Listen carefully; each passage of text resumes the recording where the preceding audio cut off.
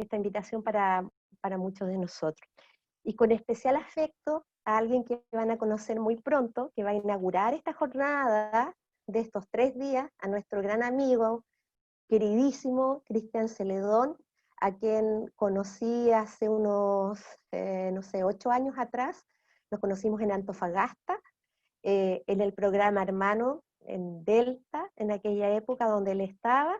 Hoy día él trabaja en la Universidad de Chile, es asesor también internacional en materia de educación, y profundamente agradecida por siempre el cariño y la generosidad en que él recibe nuestras invitaciones. Esta jornada la estamos haciendo ya hace 15 años. El primer año de Proenta no se hizo, ya el segundo nos lanzamos a armar una jornada sobre educación y talento y cómo potenciar a nuestros niños. ¿Y por qué? Porque sentíamos que nuestra relación con los profesores de las escuelas y los liceos debería ser siempre bidireccional, también con nuestros docentes. Sentimos que nosotros aprendemos mucho de los niños y las niñas, aprendemos también mucho de los profesores en el aula, en la escuela, en el liceo, y mucho de nuestros docentes. Y teníamos que devolver esto y hacer un círculo virtuoso de aprendizaje para todos, donde las experiencias exitosas, las experiencias desafiantes, fueran también replicables. Y lo que nosotros hemos implementado y aprendido también sirva a otros. En ese sentido, muchas de nuestras jornadas han tenido como actores principales a colegas de la universidad, pero también a profesores de las escuelas y liceos que nos han venido a compartir su experiencia. Y en algunas oportunidades a nuestros propios estudiantes que han venido a contar desde la otra mirada, desde su mirada de estudiante, de alumno, de niño, de niña, cómo es esto, qué les pasa a ellos en este proceso de aprender y qué es lo que necesitan.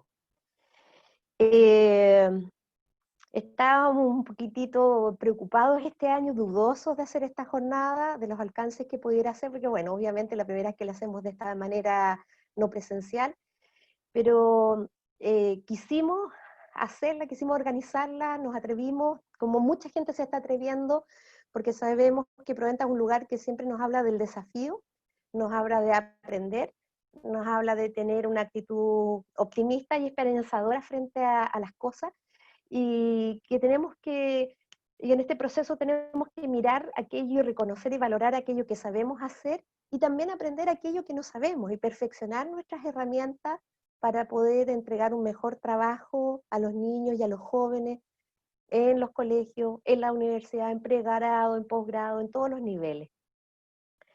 Ha sido un tiempo de observar hacia afuera y hacia adentro, ha sido un tiempo de aprender, de trabajar colaborativamente, a pesar de que estamos cada uno en lugares apartados físicamente, estamos cercanos con las redes, y eso nos ha permitido trabajar como colaborativamente, y a pesar de todo y con todo, estamos aquí hoy día. Y eso me llena de alegría verlos a ustedes, y, y nos da yo creo que el mensaje, ¿no es cierto?, de nuestra tremenda capacidad resiliente de trabajar colaborativamente, como dije, de aprender, de usar el sentido del humor, perdón, también el amor, evidentemente, porque en todo acto educativo hay amor, eso es indudable, como dice Humberto Maturana, sin amor no hay educación, no se aprende, no podemos enseñar si no amamos, y también crecer como personas y crecer como profesionales.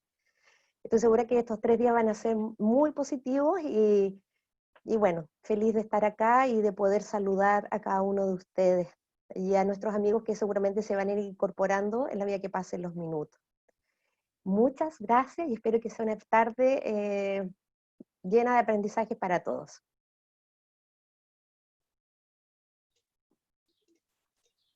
Agradecemos nuevamente las palabras de nuestra directora. Y ya para dar paso al taller inaugural de esta 14ª jornada, la que hemos denominado Uso amigable y efectivo de las tecnologías para potenciar aprendizajes en contexto no presencial, tenemos el agrado de presentar al magíster Cristian Celedón Gamboa, psicólogo educativo, especialista en innovación educativa, máster en educación política pública y equidad educativa y asesor educativo de la Universidad de Chile. Muy bienvenido. Muchas gracias, Marlene, muchas gracias por la invitación. Hola, Helga, ¿cómo estás? Hola, Lía, hola a todo el equipo de Proventa, siempre con harto cariño.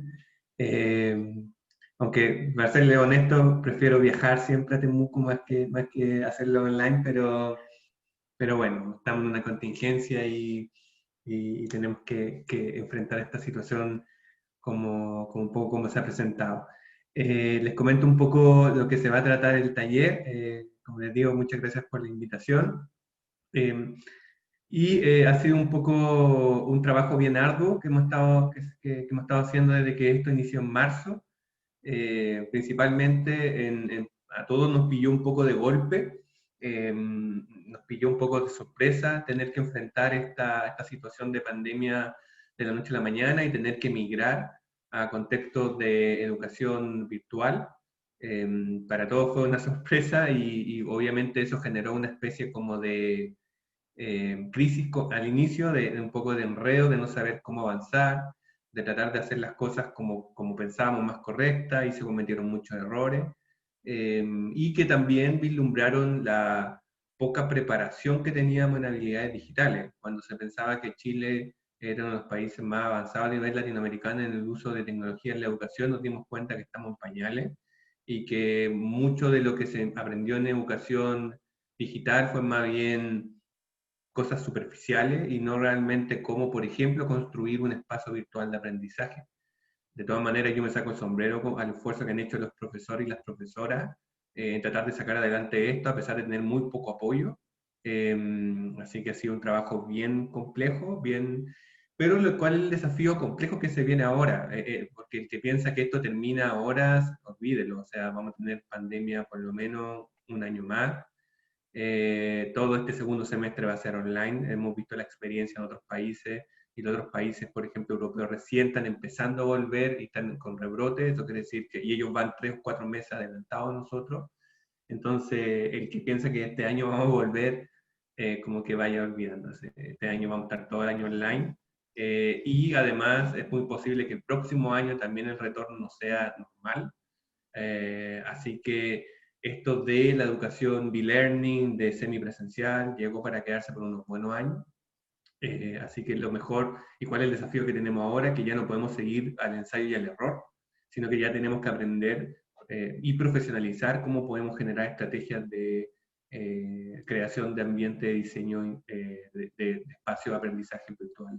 ¿Ya?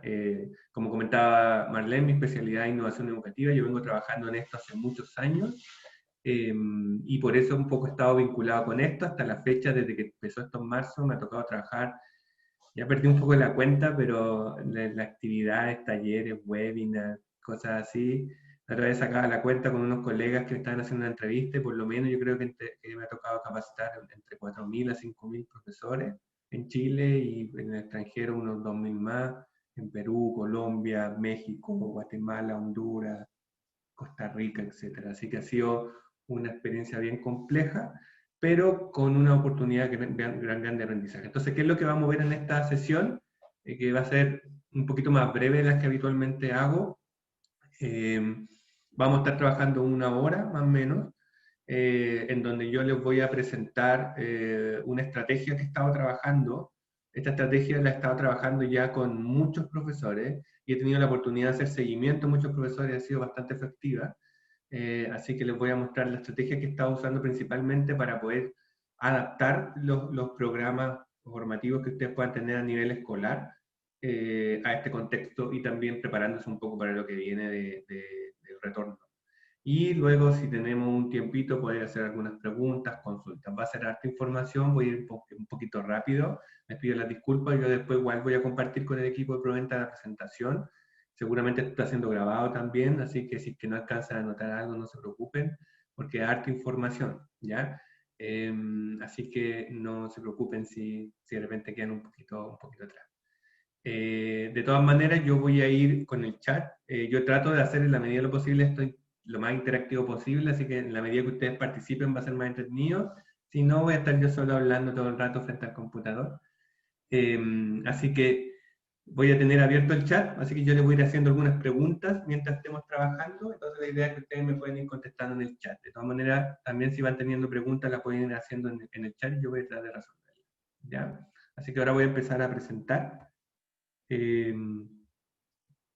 Presento ahora. Denme un segundo que tengo que como dejar todo como preparado para iniciar la presentación. No sé si me escucho bien, no hay ningún problema con el audio, nada. ¿Todo bien? Perfecto. Ya, déjenme activar porque necesito que aparezca el chat, si no me pierdo. Ya. Bueno, bienvenido a este taller que se llama Diseño Básico de Ambientes de Aprendizaje en Contexto e-learning y e-learning. Estoy bien entusiasmado porque esta es la segunda vez que hago este taller en específico. Hay otro taller que se llama Adaptación Instruccional de los Cursos de que se lo he hecho como 200 veces, pero esta es segunda vez que lo hago porque esta es una adaptación ya incluyendo aspectos de diseño instruccional. El primero que hice estaba pensado netamente como de emergencia, cómo hacer un proceso de adaptación de emergencia. Este ya rescata muchos temas de eso, pero ya incorpora algunos elementos que son ya más pedagógicos, que requieren un diseño instruccional un poquito más profundo. El primero tuve la oportunidad de hacerlo en la Universidad de Guadalajara, y este es el segundo que estoy haciendo, así que estoy como igual bien contento por eso. Así que se llama Diseño Básico de Ambientes de Aprendizaje en Contexto e-learning y e-learning. ¿Ya? ¿De qué se trata un poco? Vamos a ir trabajando estos 6 pasos, ¿ya? Que parten desde la planificación hasta la creación de los espacios propiamente tal de los espacios virtuales de aprendizaje, ¿ya? Entonces vamos a ir viendo cada uno y vamos a ir viendo elementos bastante relevantes que ustedes tienen que ir considerando el proceso de adaptación o de creación de un espacio virtual de aprendizaje, ¿ya? También estos pasos sirven porque hay mucha bibliografía asociada y hay muchos recursos. Los profesores han sido bombardeados con información que les llega, no sé, 1000 videos de YouTube en los grupos, mira esto, otro. Y lo malo es que se ha cometido mucho error, ¿ya? Y eso es importante que hay que tener en consideración. No es lo mismo una educación remota de emergencia, como lo que estamos haciendo ahora, con una educación online.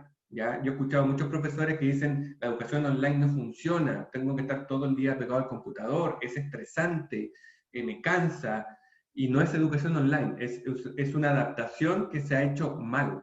Y por eso es estresante, por eso es cansadora, por eso hay que pasar pegado, metido, porque lo que se ha hecho es tratar de agarrar lo que yo hacía en presencial y llevarlo a un contexto no presencial, punto. No se ha hecho un adecuado proceso instruccional de diseño, y eso es lo que vamos a ver en esta sesión, ¿ya? Lo primero, y antes de comenzar esto solamente brevemente, solo muy breve, tiene que ver cuando todo esto comenzó. Tuvimos una clase con un profesor de la Universidad de Chile, con el doctor Jerez, y él presentó esta frase, y a mí me llamó mucho la atención en ese momento, y ahí se la pedí prestada con todas mis presentaciones, que tiene que ver con el momento que estamos viviendo. Y a mí siempre me interesa mucho ponerla, porque también nos sitúa en por qué estamos haciendo esto. ¿Por qué estamos generando este proceso de migración a estos contextos no presenciales? Y es porque estamos viviendo una situación extraordinaria. Y obviamente, como estamos viviendo una situación extraordinaria, las acciones que se requieren tienen que ser extraordinarias. Que aunque no sean ideales, tienen que ser pertinentes y sobre todo flexibles. Esto que es importante que nos sitúe. Ahora estamos viviendo un momento de crisis. Como estamos viviendo un momento de crisis, todos los procesos de innovación y todos los procesos de cambio nacen desde la crisis. Entonces nosotros como docentes, todos hemos estado estresados. O sea, todos hemos estado así trabajando esta tarde, todos estamos en un momento bien complejo, encerrados en nuestras casas, sin saber bien qué es lo que se viene, con incertidumbre. Pero son esas crisis las que nos ayudan de alguna manera a mirar nuevas oportunidades de cómo migrar hacia nuevas formas de educar, ¿ya? Y lo que tenemos ahora como educadores es, en esta situación extraordinaria, tenemos la responsabilidad, no solo la misión, sino que la responsabilidad de también ver qué es lo que se viene después de esto y tratar de rescatar algo positivo desde esto, ¿ya? Y tratar de lograr un cambio que de alguna manera potencie esa educación que venía estancada hace mucho tiempo, ¿ya? Sobre todo en la real innovación y uso de tecnología para promover los aprendizajes. Tienen que pensar ustedes que el uso de tecnología parte en Chile con el programa Enlace 92. O sea, tenemos que pensar de que ya llevamos más de 20 años trabajando en la incorporación de la tecnología y aún así, ante esta crisis, no fuimos capaces de resolverlo de una manera pertinente, tuvimos que hacerlo un poco por ensayo y error. Entonces, esta crisis nos lleva a un poco darnos cuenta del contexto que tenemos que enfrentar de globalización, de uso de tecnología, de que cada vez más nuestros estudiantes van a tener que resolver problemas en contextos digitales. Ya el que no sabe ocupar un Excel y un Word prácticamente está muy complicado para poder conseguir, por ejemplo, un trabajo. Entonces, tenemos que entender que las habilidades digitales ya no son un extra al proceso formativo, sino que son un protagonista. ¿Ya? Entonces, a mí me gusta plantear esta frase al inicio para entender que lo que vamos a ver a continuación no es por moda, no es por contingencia, no es porque para sacar la pega ahora y después volvemos al contexto. El que piensa que vamos a volver a un contexto normal, como lo anterior después de esta crisis, olvídelo, ¿ya? Porque se ha hecho mucha inversión al respecto. Entonces, va a generarse un proceso de modernización y tenemos que enfrentarlo. Ya pasando propiamente tal, vamos a empezar los 6 pasos que yo les voy a ir conversando y planteando en esta sesión, ¿ya? Y el paso 1 es súper relevante porque tiene que ver con el proceso de planificación y diseño que yo hago. Un error gigante que se ha cometido en este primer semestre. ¿Por qué también esto es importante? El primer semestre fue ensayo y error. Ahí era, hagamos lo que se pueda, hagamos como se pueda. El problema es que este segundo semestre que tenemos que afrontar ya no puede ser ensayo y error, porque los estudiantes van a ser más exigentes, porque nosotros traemos un cansancio acumulado que no lo podemos seguir manteniendo otro semestre más. Entonces necesitamos profesionalizar el proceso. Entonces, claro, en un momento se entendió que fuera ensayo y error, no importa, porque hay que sacar esto adelante, pero ya esto va a mantenerse en el tiempo. Piensen que va a ser casi más de un año en esta modalidad. Entonces tenemos que profesionalizarla y aquí vamos viendo estos elementos. Y un error que se cometió en esa desesperación inicial, que fue totalmente entendible, fue de tratar de armar algo, una especie como de Frankenstein, que lo único que generó fue que priorizáramos cosas que no eran las importantes. Por ejemplo, muchos profesores y profesoras priorizaron que tengo que aprender a ocupar Zoom, que la plataforma, que la aplicación de YouTube, que hacer videos, y priorizaron en algo que no es la prioridad, pero que además quita mucho tiempo. Entonces, eso ha generado que muchos profesores y profesoras están con niveles de estrés muy altos, porque han priorizado y han gastado mucho tiempo en cosas que no son prioridad, pero que gastan mucho tiempo. Entonces, por eso tienen esa sensación de que trabajan mucho, pero que no avanzan nada, ¿ya? Y es porque, no es porque la educación online sea mala, o sea lenta, o sea inadecuada, sino que simplemente se está focalizando en cosas que no son prioridad. ¿Cuál es el paso número 1 que yo tengo que hacer? Es adaptar la planificación. En lo concreto, trabajar con lo que serían los programas de curso, los sílabus o cualquier tipo de planificación que el profesor o profesora estructure. Ese es el primer paso que uno debe hacer. ¿Por qué?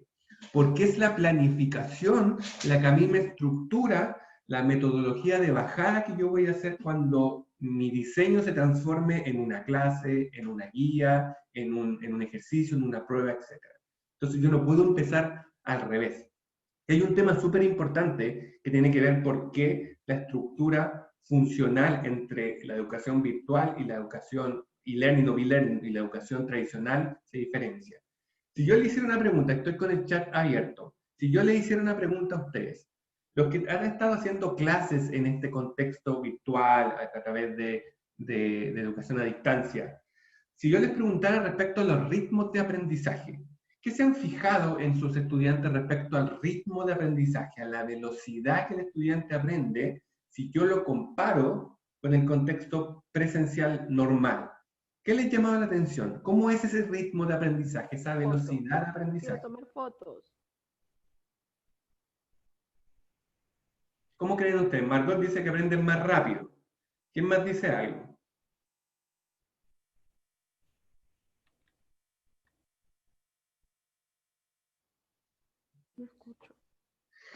Es importante que las velocidades de aprendizaje varían entre estudiantes. Tienden a haber estudiantes, por ejemplo, que en un contexto presencial aprenden más rápido y en un contexto no presencial aprenden más lento, mientras que estudiantes que aprenden más lento en un aspecto presencial pueden aprender más rápido en un aspecto no presencial. El contexto virtual tiene mucha variación respecto a los ritmos de aprendizaje, porque finalmente el estudiante tiende a tener mayor autonomía en el proceso, que no sucede tanto en el contexto presencial. ¿Por qué sucede esa autonomía? Porque el estudiante tiene una vinculación más directa con el proceso y él se tiene que hacer autorresponsable de gestionar este proceso. Cuando los estudiantes están en la sala de clase, ellos tienden a ser más dependientes del proceso que va siendo guiado presencialmente por el profesor. Entonces, por ejemplo, si yo no tengo claro eso al momento de diseñar instruccionalmente mi curso, si no entiendo que, por ejemplo, el contexto de educación virtual funciona con ritmos más diferenciados que el contexto presencial, donde yo puedo tener cierta estandarización de los ritmos, yo voy a aplicar herramientas que aplico para un ritmo más bien estandarizado de avance en un contexto donde todos avanzan diferente. Entonces, ¿qué genera eso? Genera obviamente desorden, se me desestructura el proceso. Por eso es importante tomar en consideración algunos elementos clave al momento de diseñar. Lo primero es que ustedes tienen que ir segmentando la planificación en base a la creación de lo que en educación e-learning o e-learning se conocen los módulos. Cuando yo planifico en el contexto presencial, mi planificación en la cabeza tiende siempre a ser clase a clase, ¿ya? ¿Por qué? Porque obviamente la clase es un momento protagónico dentro de la formación cuando yo tengo presencialmente a mi estudiante al frente.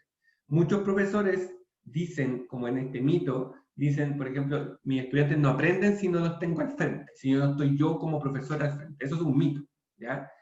Pero es enraizado de que, no, yo tengo que estar al frente y liderar ese proceso, ¿ya? ¿Cuál es el contexto? En la educación virtual no sucede así.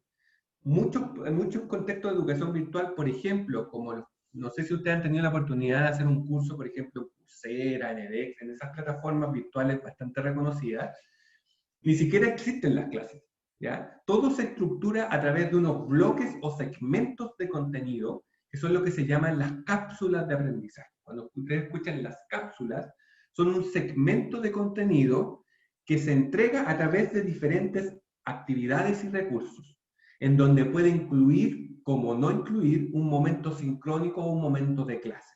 ¿Ya? Después vamos a hablar la diferencia entre los momentos sincrónicos y sincrónicos. Entonces, estas cápsulas se estructuran más en bloques de contenido temporales más que un clase a clase específico. Entonces, por ejemplo, muchos establecimientos educativos que han logrado migrar de manera adecuada, lo que han generado es trabajar a través de cápsulas temporales, que quiere decir que yo ya no planifico el clase a clase, sino que planifico el semana a semana. O, por ejemplo, yo he visto colegios que han generado ciclos de 15 días. ¿Ya? Entonces, ¿cuál es la idea de esto? Como el estudiante aprende en diferentes ritmos, si yo trato de juntar todos mis estudiantes en una clase sincrónica, en una clase virtual, y tratar de que todos aprendan el mismo ritmo, es imposible. Entonces, por eso también, no sé si a ustedes les ha dado esa impresión, yo conversando con muchos profesores y profesoras me han dicho, estoy en una clase y al terminar la clase y siento que como que no avancé nada, siento que no aprendí nada, siento como que no sé lo que hice. Y esa sensación de desorden es porque yo estoy aplicando un contexto de clase normal en un contexto de clase virtual, ¿ya? La clase virtual tiene otro objetivo que después lo vamos a ver más adelante. Entonces yo tengo que crear estas cápsulas donde mi cabeza ya no piensa tanto en el clase a clase, sino que piensa en estos bloques temporales. ¿Cuál es la idea? Que me permite de alguna manera generar este continuo. Y esa es una diferencia importante en el diseño instruccional cuando uno diseña un curso presencial con un curso semipresencial o virtual. Como no existe este clase a clase tan marcado, sino que existe una especie como de continuo temporal entre cápsulas, yo tengo que ir generando ese trayecto, lo que se conoce como trayecto formativo o ruta de aprendizaje, ¿ya? esa ruta debe ser continua y se va mezclando entre espacios sincrónicos y asincrónicos. No sé si ustedes se han fijado, pero cuando hacen un curso virtual, por ejemplo, en Coursera, ustedes inician el curso y parece como que nunca terminan hasta que terminan el curso. Ustedes se meten un ratito en la noche, después se salen, después se vuelven a meter. Entonces es como un continuo de aprendizaje, ¿ya? No es como un clase a clase tan marcado, ¿ya? Entonces lo importante es cómo vamos generando esos enroques entre esos tiempos que el estudiante está trabajando solo con los procesos que va a estar trabajando, por ejemplo, conmigo como profesor. Y esto es muy útil pensando también en el retorno, en donde seguramente vamos a tener que hacer actividades de blended learning o B-learning, ¿ya? Donde el estudiante va a tener que estar en la casa avanzando y tener que ir cada cierto tiempo a la escuela o al liceo o a seguir avanzando. Entonces tenemos que ir generando esos enroques. Solamente un concepto para que todos manejen. B-learning viene de blended learning. Blender es en inglés licuadora. ¿Por qué se llama así? Porque fue un modelo que partió con la lógica de poder mezclar diferentes recursos, como ponerlo en una batidora y que se generara un híbrido. Posteriormente ese híbrido fue migrando a lo que conocemos como lo que son semipresencial, con uso de herramientas tecnológicas para la clase presencial y los espacios asincrónicos no presenciales. Eso es lo que se conoce como B-learning o blended learning, ¿ya? Y un aspecto relevante también es que los aprendizajes tienen que ser filtrados, porque el proceso de progresión curricular del estudiante en un contexto presencial tiende a ser más rápido que en un contexto no presencial. Porque como el estudiante es autónomo en el contexto no presencial, su proceso de aprendizaje es más profundo, pero tiende a ser más lento en cantidad de contenido que se realiza, ¿ya? ¿Qué quiere decir esto? Que el estudiante como tiene que ir aprendiendo autónomamente, el conocimiento le queda mucho más arraigado, pero es menos la cantidad porque el proceso de aprendizaje es más complejo, ¿ya? Después vamos a ver por qué esto. Entonces, ¿qué es lo importante de esto? Cualquier diseño instruccional de educación e-learning o B-learning tiene que considerar el filtraje de objetivos. Es imposible pasar la misma cantidad de objetivos curriculares o de aprendizaje en un contexto presencial y no presencial. Siempre el no presencial va a tener una menor cantidad. Ustedes dirán, ¿cuántos? La progresión tiende a hablarte por lo menos de 1 a 2. ¿Qué quiere decir esto? Que si yo tengo 4 objetivos en un contexto presencial, tengo que pensar que voy a alcanzar a ver al menos 2 objetivos en un contexto no presencial. Esa es la relación que habitualmente se maneja, de 1 a 2. ¿Ya? Entonces yo filtro a través de lo que se denominan las priorizaciones curriculares. Seguramente ustedes ya conocen la priorización que envió el Ministerio. Cuando yo empecé a dar esta charla en marzo, porque la priorización del Ministerio llegó recién en junio, era priorización que eso. Ahora por lo menos ya todos conocen lo que es una priorización curricular, pero es aquellos elementos clave que ustedes tienen que considerar para ese diseño instruccional que ustedes van a hacer. Y obviamente un aspecto clave es el uso extensivo del propio contexto del estudiante. ¿Por qué? Porque el estudiante va a estar mayormente aprendiendo desde su casa.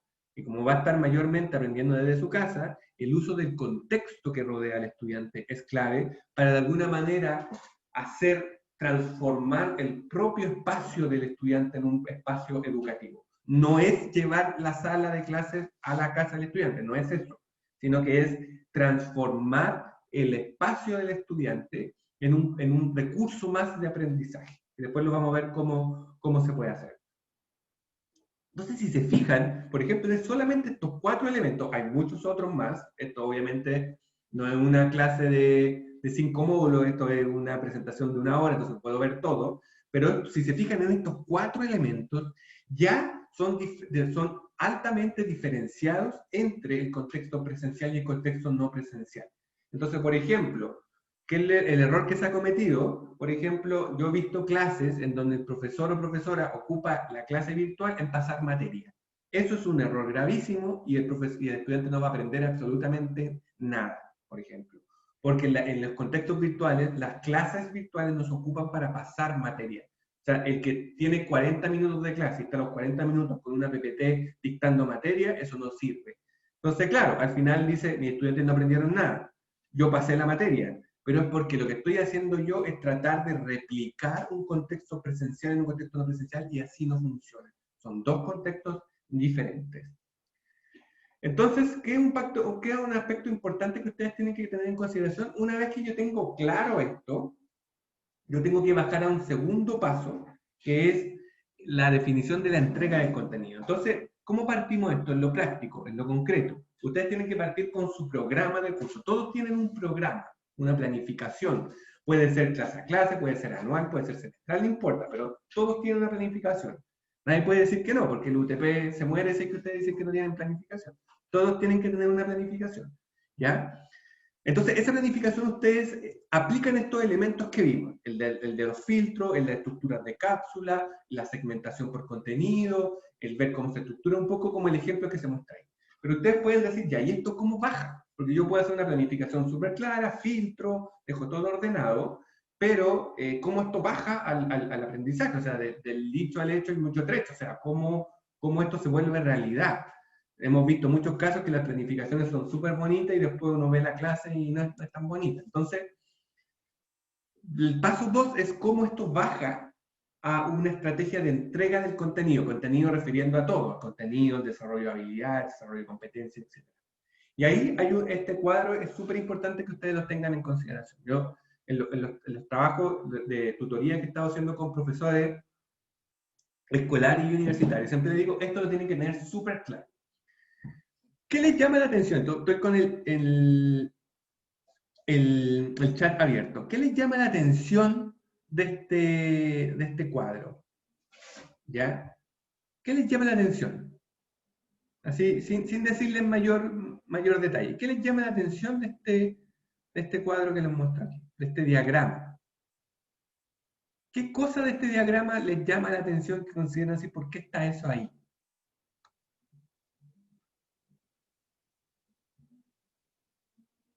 Ya, por ahí dicen que estén los compañeros. Ya, pero ¿qué más? Porque en muchos cuadros que yo muestro, por ejemplo, un proceso de enseñanza-aprendizaje, van a estar los estudiantes o los compañeros, ¿ya? Pero ¿qué otro elemento les llama la atención? ¿Ya? Norma dice es un trabajo de doble guía. Frey dice metodología. Luis dice que el contenido está separado del docente. Margot que habla contenido y no de competencia.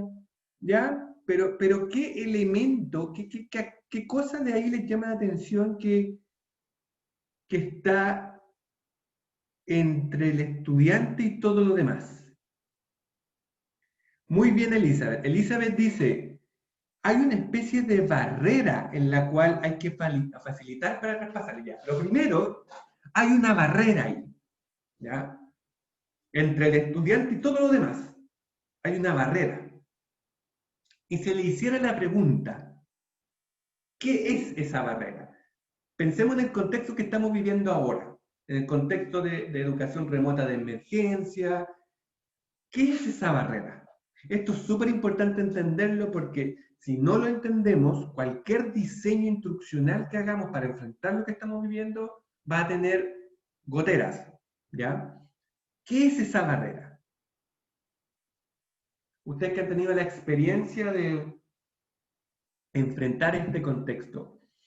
Margot dice problemas de conectividad. Pues, Joana dice la adaptación, la metodología. Elizabeth dice la estrategia. Pero más allá de eso, los recursos de cada estudiante. Pero más allá, el lograr captar la atención puede ser, pero más allá de eso, ¿qué es esa barrera en lo concreto?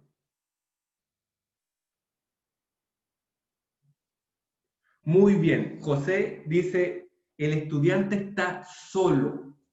Eso es lo clave.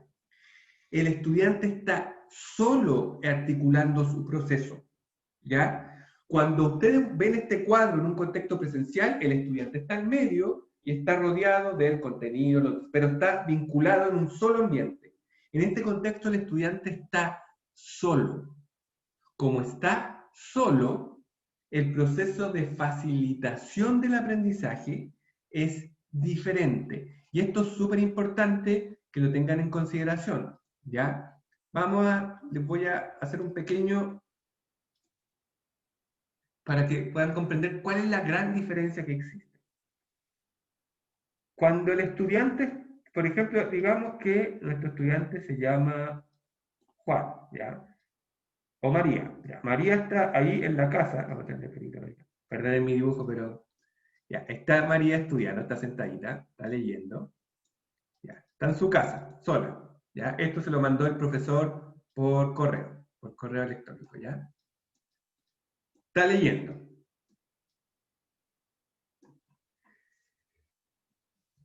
¿Qué es, si yo le hiciera la pregunta a ustedes, cuál es la diferencia entre lo que sucede ahí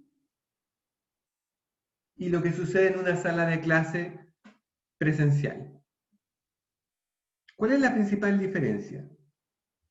¿Qué vinculación es la que se modifica principalmente entre el estudiante y qué? ¿Qué interacción? ¿Qué relación con qué? ¿Con qué elemento de la enseñanza-aprendizaje cambia?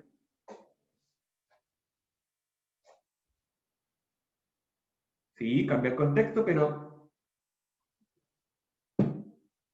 ¿qué relación? Por ejemplo, el estudiante con la relación con qué cambia o con quién.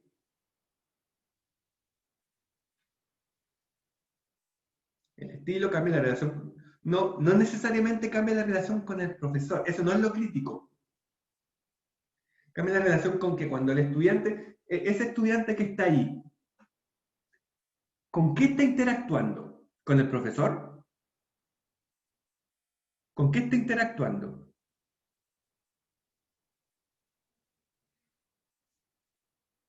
No está interactuando consigo mismo, está interactuando con algo.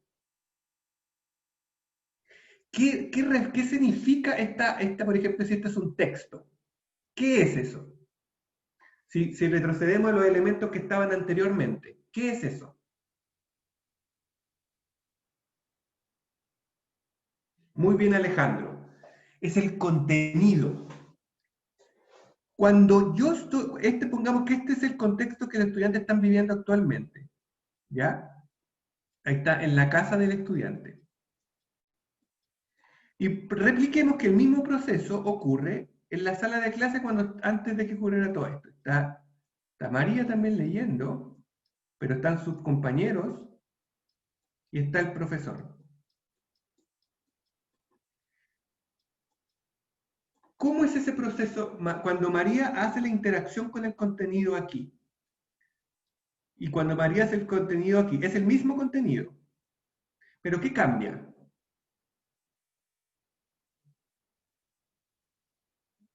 En esta flechita principalmente, vamos a ponerla de otro color. En esta flechita, ¿qué cambia en uno y en otro? El contenido es el mismo. Freddy, ¿la interacción solo con el docente?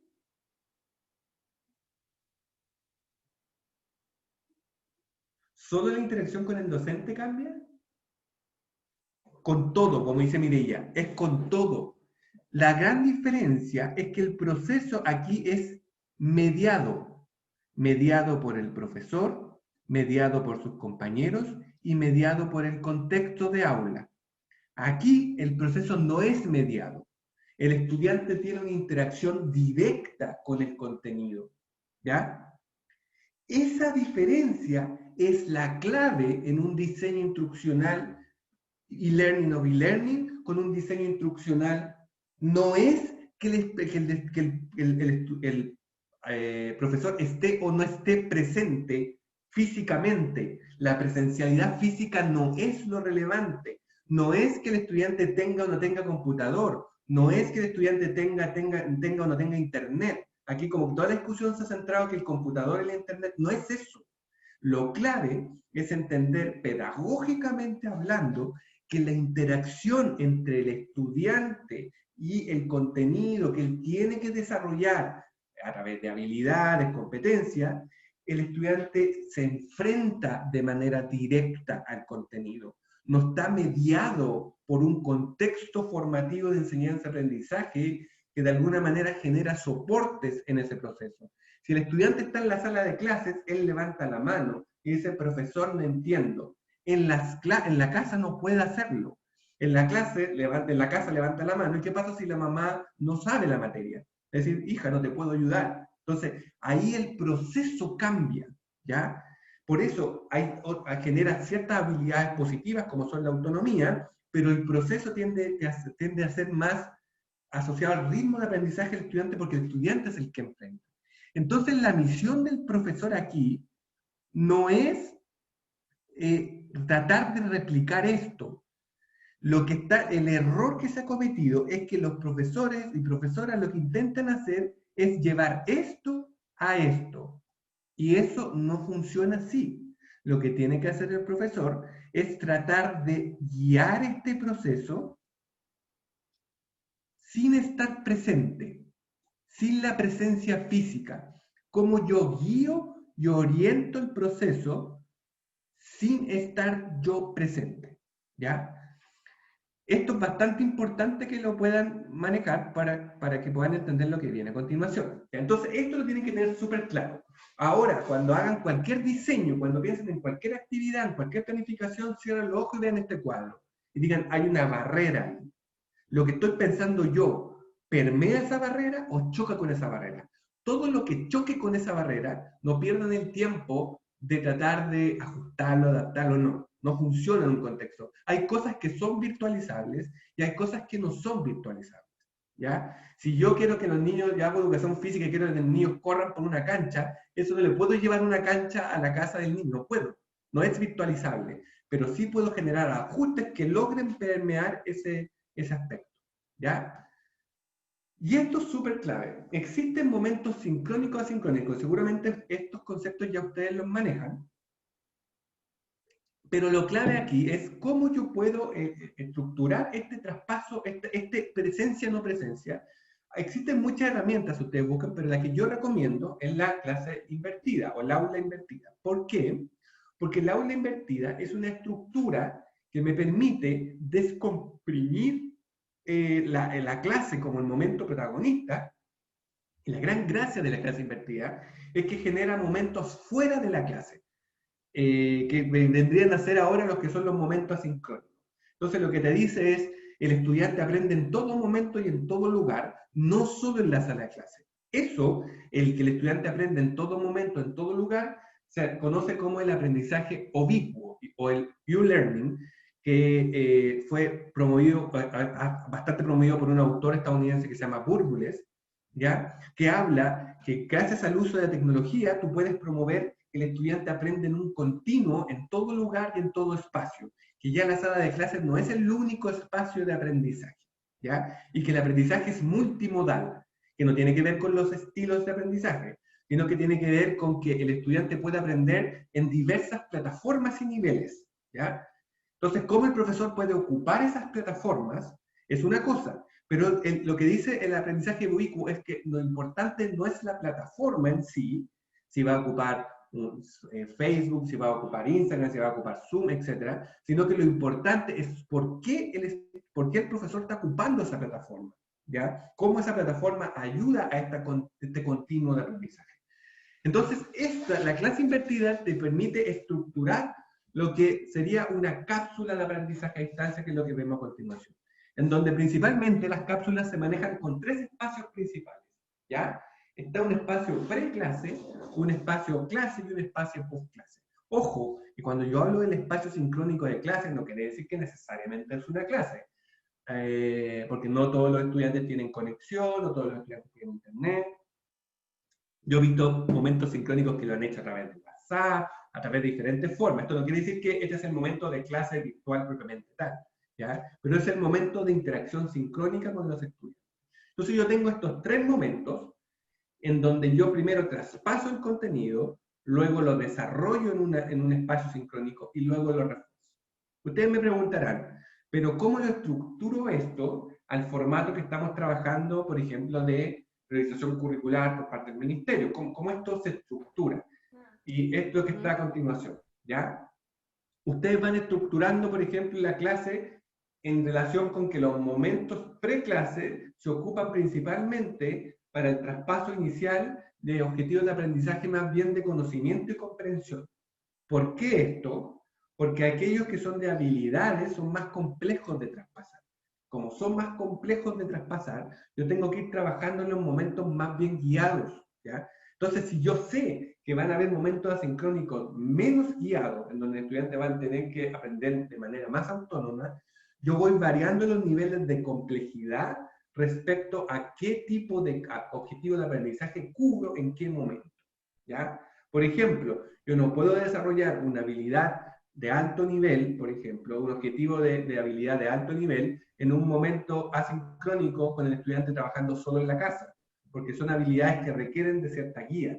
Entonces yo voy viendo qué tipo de objetivo lo desarrollo en un contexto más bien guiado o en un contexto más bien autónomo, ¿ya? Y obviamente yo voy incorporando evaluaciones formativas permanentes en el proceso que me permitan ir levantando evidencia de si el estudiante está aprendiendo o no está aprendiendo. En este caso, en esta contingencia que estamos viviendo, la evaluación formativa se vuelve un eje clave, porque como el estudiante aprende de manera autónoma, si yo aplico la estructura habitual de evaluación, que es por hitos, o sea, yo paso materia durante 2 meses y hago una evaluación, lo que puede pasar es que en esos 2 meses mis estudiantes avanzaron en diferentes niveles, en diferentes progresiones.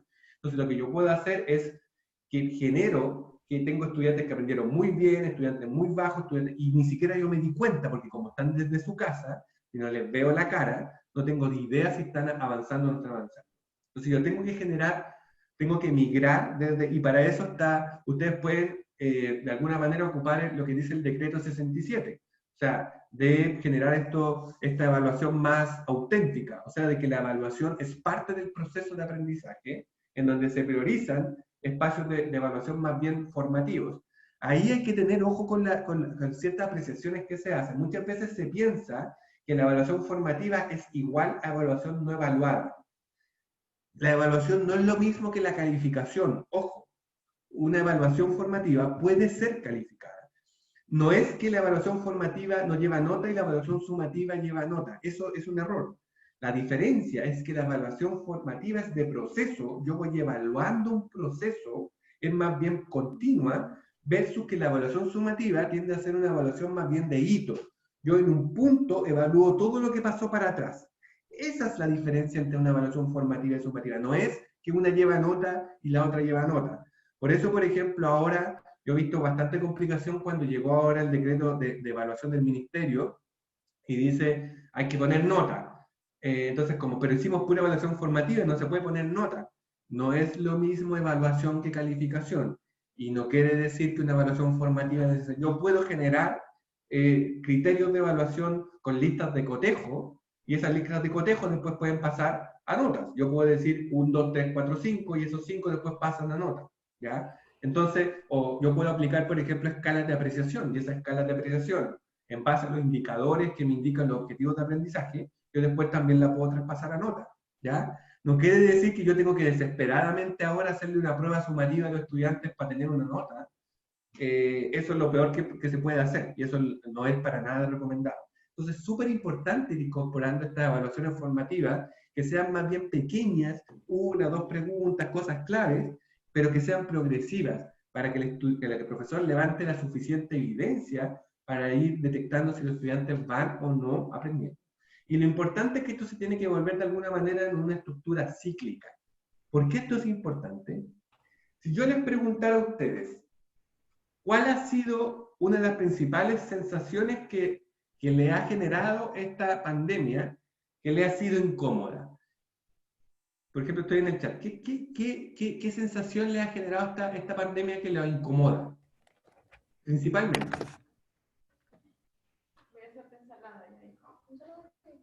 ¿Quién me dice en el chat? ¿Qué le ha generado, por ejemplo, esta pandemia? ¿Qué sensación le genera que lo incomoda? Muy bien. Como dice Carla, como dice Jonathan, la incertidumbre es un elemento que incomoda, ¿ya? También lo dice Elizabeth, ¿ya? La incertidumbre basada en esto que no sé qué va a pasar después. Entonces, cuando yo diseño instruccional, y esto tiene que ver con el diseño instruccional de emergencia, hay muchos textos de UNICEF, por ejemplo, asociados a cómo diseñar instruccionalmente en contextos de emergencia, ¿ya? En momentos de crisis, pensando, por ejemplo, cuando los estudiantes tienen que estudiar durante una guerra, o refugiados, etc. Y uno de los principales elementos es tratar de mantener cierta estabilidad y rutina en los procesos de aprendizaje del estudiante. Por eso muchas veces, por ejemplo, en los campamentos, no sé si ustedes han visto documentales de educación en crisis, por ejemplo, en los campamentos de refugiados, ponen una pequeña escuela donde los estudiantes tienen que ir a la escuelita, sentarse, tener hábitos, porque eso es muy relevante para el proceso formativo, mantener ciertas estructuras y ciertos hábitos, ¿ya? Entonces, ¿cuál es la gracia de esta estructura? Que esta estructura es cíclica. Estas cápsulas yo las puedo ir aplicando de manera repetitiva. Entonces el estudiante sabe, ya, tengo un momento previo, tengo un momento de trabajo, tengo un momento de reforzamiento. En el momento previo hago esto. Entonces esa estructura cíclica de trabajo, repetitiva, entre comillas, le permite al estudiante enfrentar el proceso de una manera mucho más clara y con menos incertidumbre, que por ejemplo, situaciones como la que me ha tocado ver, que todas las semanas hay algo diferente, que todas las semanas el profesor prueba una estructura nueva, que todas las semanas se inventa, no, que ahora vamos a hacerlo así, lo cambiamos. Eso genera incertidumbre también en el estudiante y genera afectación importante en su proceso de aprendizaje. Yo tengo que lograr de que el proceso sea lo más estable posible. Si tiene que ser básico, no importa, pero que sea estable. Y por eso esto es importante, porque tiene que ser de alguna manera permanente. Y esto tiene que ir estructurado intracápsula y entre cápsulas, ¿ya? Cada elemento que sale ahí como clase 1, clase 2, clase 3, es una cápsula, ¿ya? Yo al principio en este cuadro lo ponía como cápsula, pero así como que, ¿y qué es la cápsula? Así que como están con clase a clase, ya puse clase a clase, mejor, para que no se enreda. Esto lo armé con la Secreduc de Antofagasta, porque esto lo estamos trabajando con los liceos y la escuela en Antofagasta. Entonces, ¿cuál es la idea? Esto debiese quedar más o menos así. Entonces ustedes tienen el primer cápsula, en la primera clase, donde tienen un bloque de sincrónico, sincrónico, sincrónico, y después lo van trabajando y articulando, ¿ya? ¿Cuál es la idea de esto? Es que ustedes después lo que van haciendo es llenando casilleros y estructurando los momentos, más que estar todas las clases desarrollando algo nuevo. Y obviamente tienen que avanzar desde lo menos complejo a lo más complejo. Y esto lo van estructurando de manera entrelazada. ¿Qué quiere decir esto? Que cuando ustedes trabajan las cápsulas, no las trabajan necesariamente de manera secuencial, sino que van entrelazándose. Por ejemplo, si yo parto mi proceso y tengo una preclase donde le envío un contenido, después tengo una clase donde profundizo el contenido, y después tengo una preclase donde le hago reforzamiento, yo no parto después el nuevo ciclo acá, sino que lo parto acá, ¿ya? Y después va la clase. Entonces yo genero un entrelace entre el preclase de un momento, no sé por qué no sé qué hizo, entre el preclase de un momento y la clase de otro momento. No sé por qué me agarró. Pero ¿cuál es la idea de esto? Que este momento intermedio es el que genera ese continuo, ¿ya? Entonces yo tengo que lograr que entre las clases, el que yo mantengo en las clases virtuales, tiene que haber algún ejercicio o alguna estrategia, alguna actividad que genere ese continuo. Yo no puedo generar esto, nos vemos en la próxima clase, esa estructura en la cabeza de una formación e-learning o bilearning no existe, ese nos vemos en la próxima clase. Entonces yo tengo que tengo que tratar de estructurar de alguna manera un elemento de continuidad entre procesos, ¿ya? Esto es bastante relevante, ¿ya?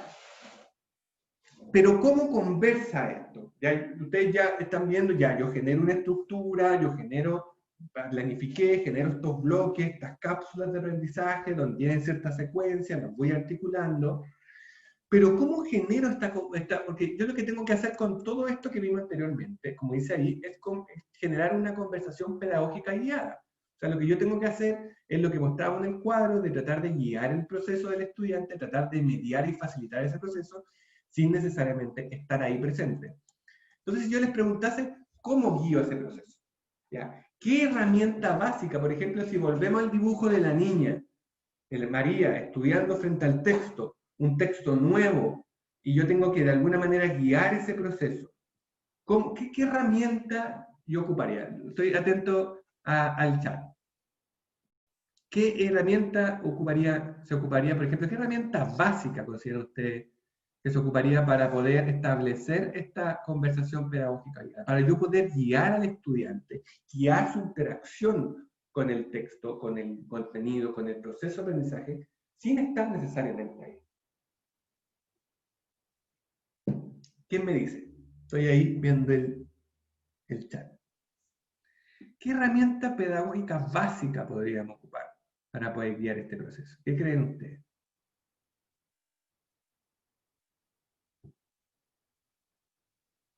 Por ejemplo, si yo envío un texto que yo quiero que los niños lean o las niñas lean, y yo quiero guiar esa lectura, o yo le envío una actividad que ellos realicen, y yo quiero guiar esa actividad,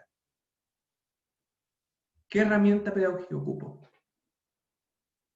Sí, puede ser, Helga, aprendizaje previo contexto, pero si yo quiero activarlos, porque los aprendizajes previos se necesitan activar, entonces, ¿qué herramienta ocupo ahí?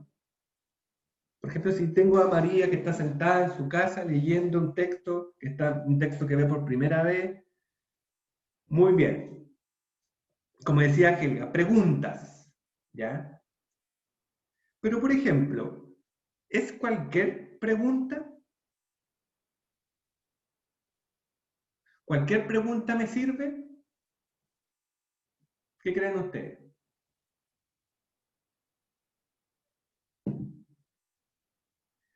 ¿Qué creen ustedes? ¿Cualquier pregunta me sirve? Ya, ahí es súper importante. Y aquí está un error habitual. ¿Ya? Les voy a contar una experiencia que tuve. Yo sé que me voy como pasando un poquito en el tiempo, ahí seguramente van a empezar a retar, pero tengo que detenerme aquí porque es importante. Les voy a contar una experiencia que tuve hace como 2 meses, trabajando, porque me ha tocado guiar varios profesores, trabajar con varios profesores tutoriando. Entonces, en un taller igual que este, explicamos todo esto y todo el tema. Y un profesor me dijo, después le hice un seguimiento, y el profesor me dijo así como, Cristian, no funciona, esto no funciona, es mentira. Y dije, ya, profesor, cuénteme, ¿qué le pasó? Me dijo, no, es que yo apliqué esto que tú me dijiste, las preguntas, y al final, en vez de motivar a los estudiantes, terminé como, no sé, como asustando a los estudiantes. Pero cuénteme qué pasó. No, yo hice lo siguiente. Tú me dijiste que tenía que estructurar preguntas, ¿ya? Entonces yo les mandé un contenido. Hice una guía, les mandé una guía de una hoja, y les mandé un video de 2 minutos que ellos tenían que ver y tenían que responderme unas preguntas. Era un profesor de historia. Y les mandé preguntas, yo quería motivarlos. Entonces, por ejemplo, le mandé preguntas abiertas, preguntas reflexivas, preguntas que ellos pensaran, metacognitivas, preguntas así como bien desafiantes, para que ellos se motivaran y contestaran. ¿Qué fue lo que pasó? Llegaron a la clase, la mayoría no lo contestó y los pocos que lo contestaron mal. Como tú dijiste que fuéramos insistentes, repitiéramos, les mandáramos una rutina, les mandé de nuevo preguntas, igual difíciles, así como motivadoras. La próxima clase ya nadie me contestó. Y ya la tercera clase ya no quise ni hacerle preguntas. Entonces, yo le dije, profesor, lo que mirando, el estudiante está interactuando por primera vez con un contenido y usted le manda una pregunta reflexiva, motivadora, desafiante, que sea metacognitiva, y los estudiantes no le contestaban las preguntas, le contestaron mal. Entonces, yo le dije, antes de que les diga lo que pasó ahí, le dije, ¿qué creen ustedes que le dije a ese profesor? ¿Por qué ese profesor le pasó esto? ¿Qué le pasó a esos estudiantes que no le contestaron las preguntas, le contestaban mal? ¿Qué creen ustedes que pasó ahí? Estoy mirando el chat. ¿Qué pasó ahí? ¿Qué pasó con esos estudiantes que el profesor, con la buena intención, le puso preguntas reflexivas, preguntas bien así como que tenían que pensar, le preguntó su opinión, y los estudiantes quedaron así y no pudieron contestar? Descartando que son flojos, que no quieren contestar, que ya, descartando eso. ¿Ya? ¿Qué pasó ahí? Su cabeza pedagógica, ¿qué les dice? ¿Qué les dice? ¿Qué ruido les genera esa situación? Ya, Elizabeth, ¿pero por qué se atemorizaron? ¿Qué generó? ¿Qué sensación generó en los estudiantes este escenario? Imagínense, ellos solos, aprendiendo autónomamente en su casa. ¿Qué pasó?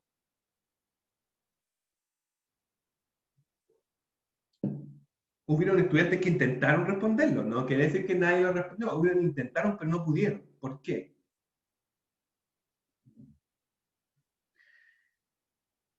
Estos estudiantes, como dice Elizabeth ahí, se bloquearon, se frustraron. ¿Pero por qué? Pensemos en lo clave aquí, porque es clave para que ustedes entiendan el diseño instruccional en un contexto donde el estudiante está aprendiendo solo.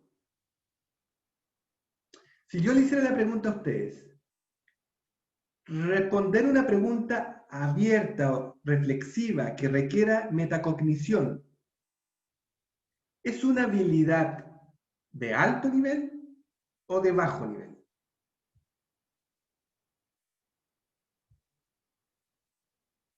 ¿Qué me le dice? Ya, Tania lo dice, de alto nivel. Entonces, si yo le voy a hacer una pregunta al estudiante para guiar su proceso cuando está enfrentando el contenido por primera vez, ¿voy a hacer una pregunta de alto nivel o de bajo nivel? ¿Qué creen ustedes? Pablo, ¿por qué? ¿Por qué de bajo nivel, Tania? ¿Por qué?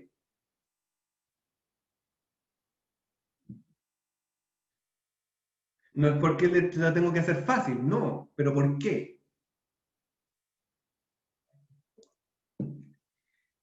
Sí, porque puede generar confianza, motivar, pero el aprendizaje, cuando tenemos los objetivos de aprendizaje, los objetivos, cuando uno estructura objetivos, el objetivo es taxonómico, ¿ya? ¿Qué quiere decir que el objetivo sea taxonómico?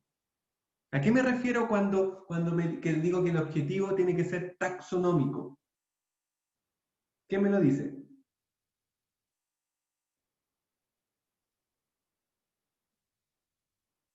Por ahí Tania lo dijo. Pensemos en la taxonomía de Bloom. ¿Cómo parte? ¿Te pone al principio así como los objetivos más complejos o parte de forma gradual? Con objetivos simples, medianos, altos. El aprendizaje se construye de manera gradual, desde lo menos complejo a lo más complejo. Yo no le puedo pedir al estudiante que resuelva un problema ocupando habilidades de alto nivel si todavía no llega al desarrollo de esa habilidad. ¿Ya? ¿Cómo le voy a pedir a un estudiante su opinión o que reflexione sobre algo si ni siquiera todavía tiene el contenido para reflexionar sobre eso? Los profesores de historia, no sé si hay algún profesor de historia acá, los profesores de historia, por ejemplo, la mayoría de los objetivos de aprendizaje parten con la indagación o la detección de contenido en un texto, en fuentes primarias y secundarias, y de ahí les pide que construya opiniones. ¿Por qué? ¿Eso es casualidad? No, porque el estudiante necesita aprender la habilidad de detectar contenido en una fuente para poder posteriormente contrastar conceptos y generar su opinión. Entonces, como los objetivos son taxonómicos, yo tengo que estructurar esto utilizando las preguntas, pero las preguntas respetando sus niveles y sus tipologías. Y esto es súper importante. Existen preguntas de bajo nivel y de alto nivel, y existen tipos de preguntas que van desde la aplicación y la producción. ¿Ya? Entonces, no es cualquier pregunta en cualquier momento, es la pregunta específica y exacta en el momento específico. ¿Ya? ¿Por qué? Porque si yo logro ocupar la pregunta de manera adecuada, yo logro guiar el proceso de aprendizaje del estudiante y mediarlo sin estar ahí. Porque lo que yo hago es, cuando el estudiante interactúa con el contenido, la estructuración correcta de la pregunta es una especie de filtro. Entonces, cuando yo genero ese filtro me permite, de alguna manera, nivelar en cómo el estudiante va a reflexionar o interactuar, o de alguna manera valga la redundancia, interactuar con el contenido. Cuando el estudiante lo hace solo, no sabe qué hacer. Pero cuando él tiene una guía, cuando por ejemplo yo le hago una pregunta donde le digo, defíneme este concepto, ¿cuál es el concepto? Bla, bla, bla, bla. El estudiante sabe que en la lectura él tiene que buscar ese concepto. ¿Ya? ¿Por qué? Porque ese concepto es importante para lo que después vamos a ver en la clase. Entonces el estudiante va construyendo sentido a ese proceso y el profesor lo guía sin necesariamente estar ahí. ¿Ya? Ahí dice Elizabeth, ¿qué pasa cuando parten de un reto? El problema es que el reto tiene que ser posteriormente a que yo ya tengo la base de habilidades y contenido necesario para estructurarlo. Yo he visto, por ejemplo, muchos profesores y profesoras que en este contexto han ocupado el aprendizaje basado en problemas o en proyectos. El problema de esto, el problema de la complejidad de eso, es que eso requiere más presencialidad que, por ejemplo, otras metodologías. Entonces, por ejemplo, yo siempre les digo, cuando escucho profesores que están remotivados ocupando el ABP, yo les digo, ojo, porque este es un contexto bien complejo para ocupar el ABP. Yo no lo ocuparía, porque es complejo, porque necesita mayor presencialidad y mayor guía. El ABP necesita mayor guía. Entonces, más encima, estoy en un proceso donde yo puedo guiar menos el proceso. Por eso el aprendizaje basado en preguntas es un intermedio, porque en el ABP, basado en problema o proyecto, es indagatorio. Yo tengo que el contenido descubrirlo. En cambio, en el aprendizaje basado en preguntas, el contenido yo lo entrego. Lo que hace el estudiante es detectar ese contenido a través de preguntas orientadas. Entonces, es relativamente más fácil que considerando un contexto donde el estudiante va a estar más bien solo. ¿Ya? Entonces, esto es súper importante. ¿Y cómo se aplica en un contexto? Se aplica así. Entonces, yo tengo diferentes preguntas que las voy a aplicar en diferentes tiempos. Obviamente, cuando el estudiante interactúa inicialmente con el aprendizaje, avanzo con preguntas mucho más simples y se van complejizando en la medida que el proceso avanza. ¿Ya? Entonces, obviamente, volviendo al caso que yo le decía al profesor, yo que le dije al profesor, revisemos sus preguntas, pregunte de este nivel, trabajemos los niveles. ¿Qué pasó? El profesor corrigió el tema de las preguntas, luego obviamente preguntaba preguntas más simples, y eso generaba, porque también, como decían ahí algunos de los que participaban en el chat, obviamente eso también motiva. ¿Qué pasa con el estudiante que está en su casa, solo, y además le manda una pregunta y puede contestarla? ¿Qué pasa con ese estudiante? ¿Qué creen ustedes? ¿Qué le pasa a la emocionalidad de ese estudiante que está solo en su casa y es capaz de resolver una pregunta sin pedirle ayuda a nadie, solo, leyendo? Genera una sensación positiva, genera una sensación de autoestima. Y esa autoestima y ese reforzamiento es crítico cuando yo estoy estableciendo un proceso formativo autónomo. Yo necesito que el estudiante se sienta seguro de sí mismo. ¿Ya? Entonces las preguntas difíciles, las preguntas así como para que se pierdan, en este caso no sirven absolutamente de nada. Y obviamente, porque ya estoy como medio justito en el tiempo, obviamente la definición de los recursos también no se complique. Y fíjense, recién llegamos a esto. Muchos profesores esto fue como lo primero que pusieron prioridad. Como, ay, que el recurso, que armar el video, para lo que se quedaba hasta las 3 de la mañana armando el video para estudiar. Eso es lo de menos cuando yo tengo un buen diseño instruccional previo. ¿Ya? Entonces no se compliquen en eso, no gasten tanto tiempo en eso. Yo he visto profesores que han gastado 1 millón de tiempo haciendo videos y sus clases no han resultado tan bien, mientras que profesores no han gastado tantos recursos, pero sí han invertido su tiempo en el diseño y han resultado con materiales bastante simples, con estructura de recursos bastante simples, súper bien. Textos, videos, no más allá de eso. Si les pudiera recomendar algunas cosas críticas, por ejemplo, que el contenido de los recursos sean más bien filtrados, que sean súper focalizados al contenido que van a trabajar, que no se entrelacen entre ellos, que no sean repetitivos, que sean entretenidos, por ejemplo, de repente priorizar un video, cómics, una historieta, por sobre, por ejemplo, un texto que sea más frío, por ejemplo.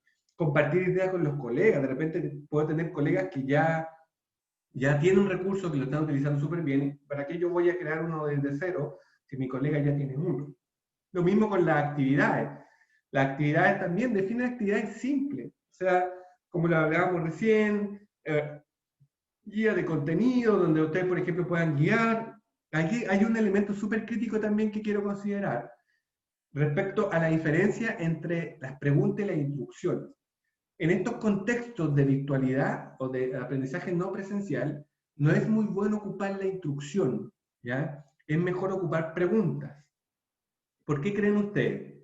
¿Por qué creen ustedes que es más recomendable ocupar preguntas? Porque, por ejemplo, yo he visto muchos casos de profesores que en vez de preguntas envían instrucciones y no tienen el mismo resultado en generar la conversación pedagógica guiada cuando mandan preguntas. Mandan una guía con instrucciones y no les funciona tan bien.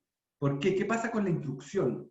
¿Qué se diferencia la instrucción de la pregunta? En la cabeza del estudiante. ¿Qué proceso mental genera una instrucción y qué proceso mental genera una pregunta? Si hablamos de procesos de aprendizaje, de enseñanza-aprendizaje. ¿Qué creen ustedes?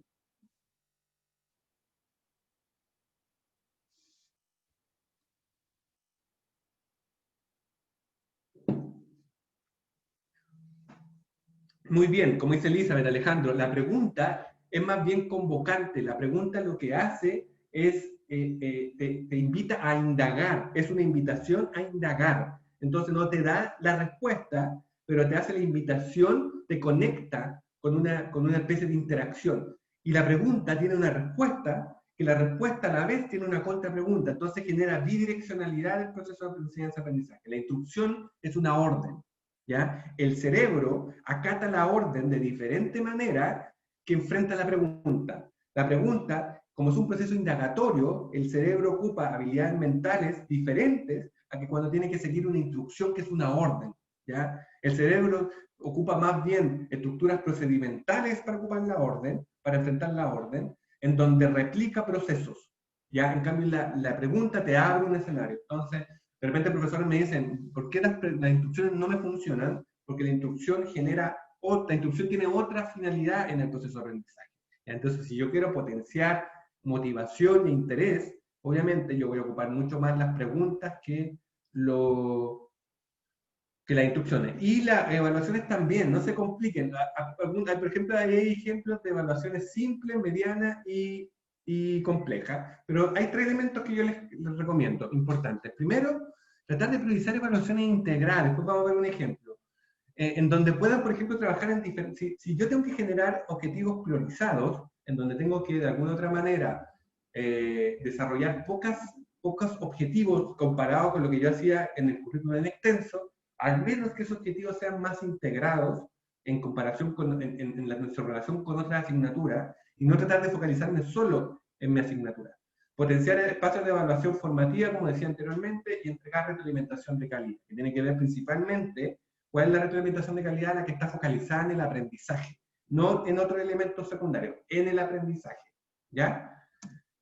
Y obviamente definir los espacios los espacios de retroalimentación. Esto es súper importante porque si yo tengo que evitar, en estos espacios de virtualidad se puede dar que los estudiantes aprenden por ejemplo, estudiantes consultan a las 2 de la mañana, que el apoderado te manda un mail a las 11 de la noche. Eso es súper nefasto que se mantenga en el tiempo. O sea, ustedes tienen que ser cuidadosos en tratar de generar una estructura de retroalimentación clara que respete ciertos tiempos y ciertas. Y ya estoy justo en la hora, pero tengo unos 5 minutos, no sé si puedo tomarme unos 5 minutos más, para mostrarle un ejemplo, ¿ya? Porque si no les muestro el ejemplo, todo esto les va a quedar solo en teoría y puede ser como más complicado.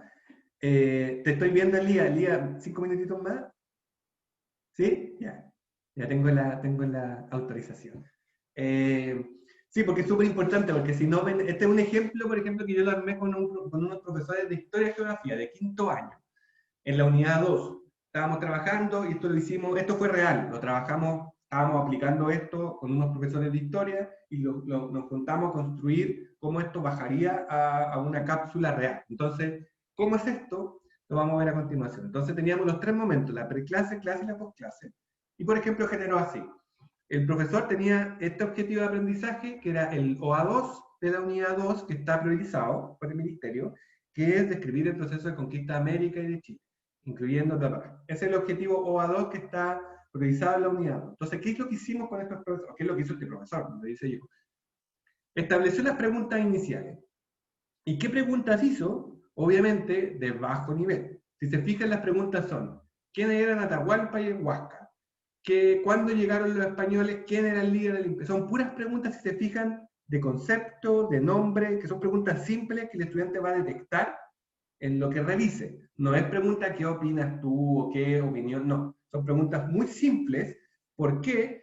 No importa que sean memorísticas, no importa. Acá, la clase invertida, el error que se piensa es que el estudiante tiene que llegar a la clase con todo aprendido. No es así. El estudiante tiene que llegar a la clase con los conceptos básicos aprendidos.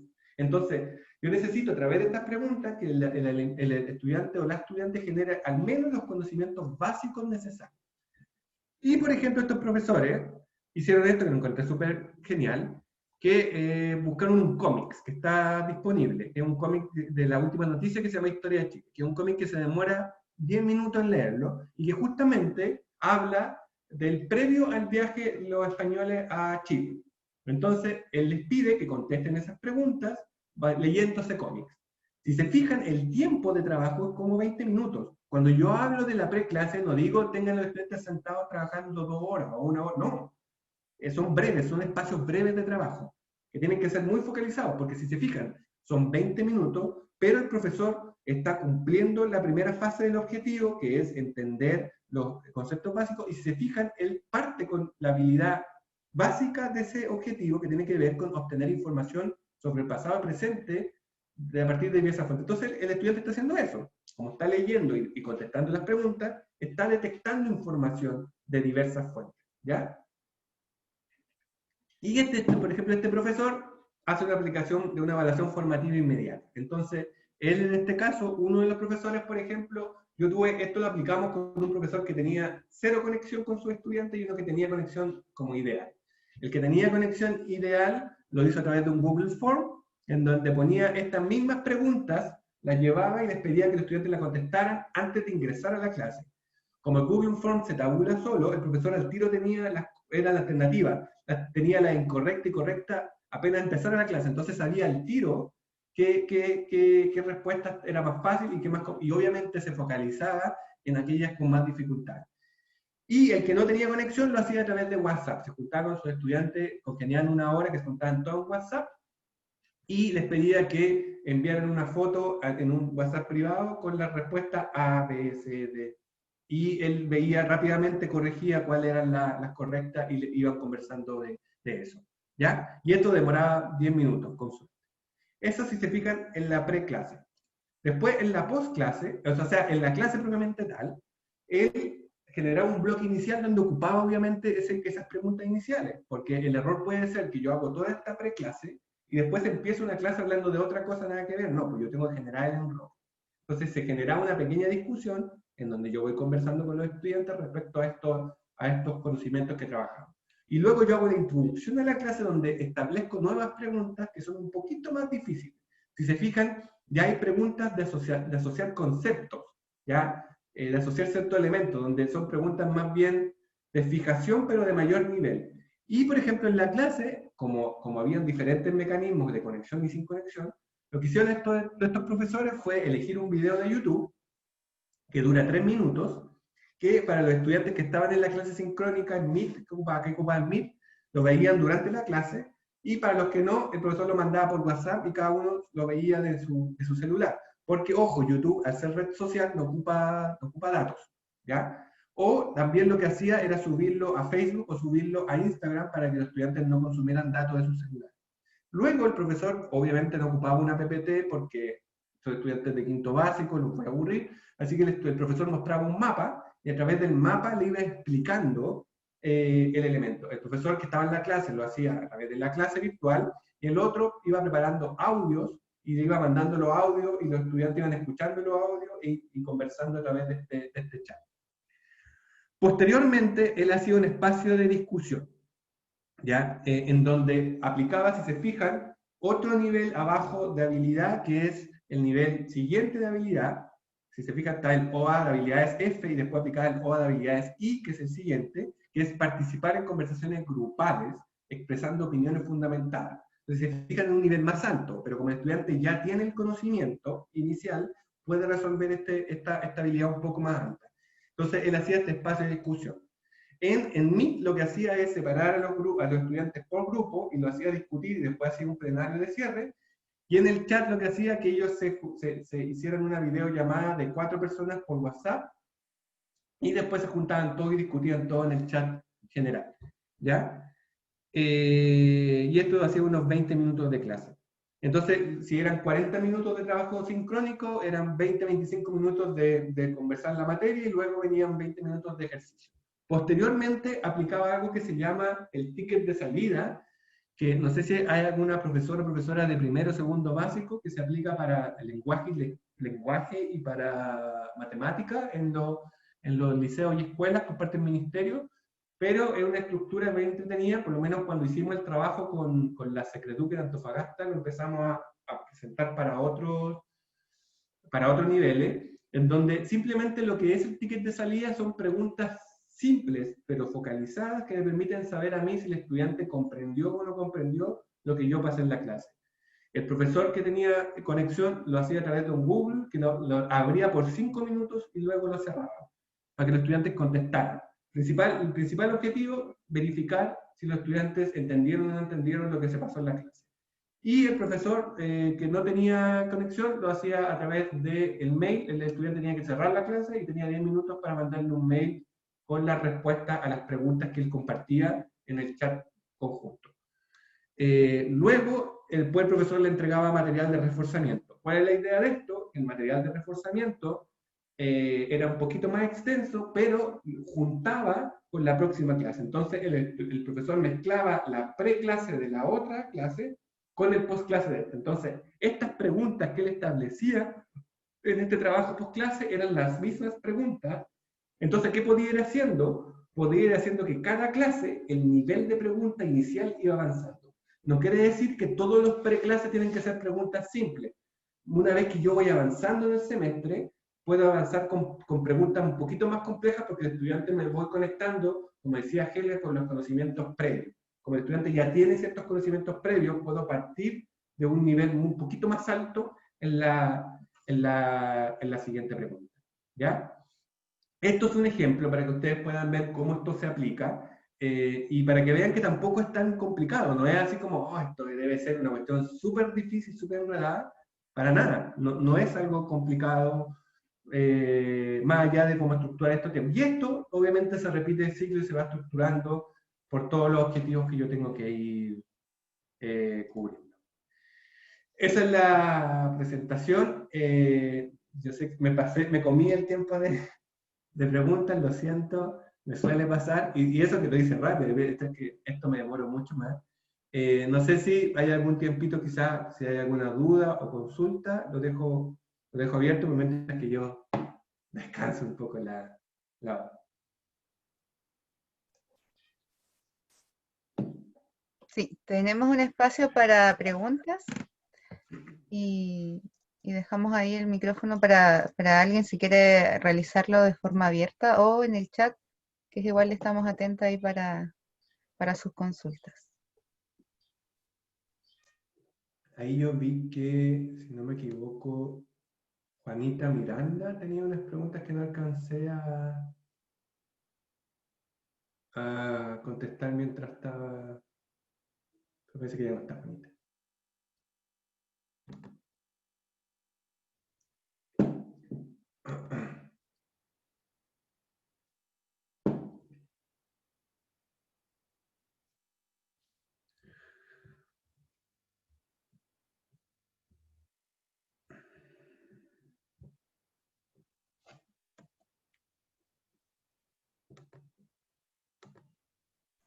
Cristian, hola, buenas tardes desde Antofagasta.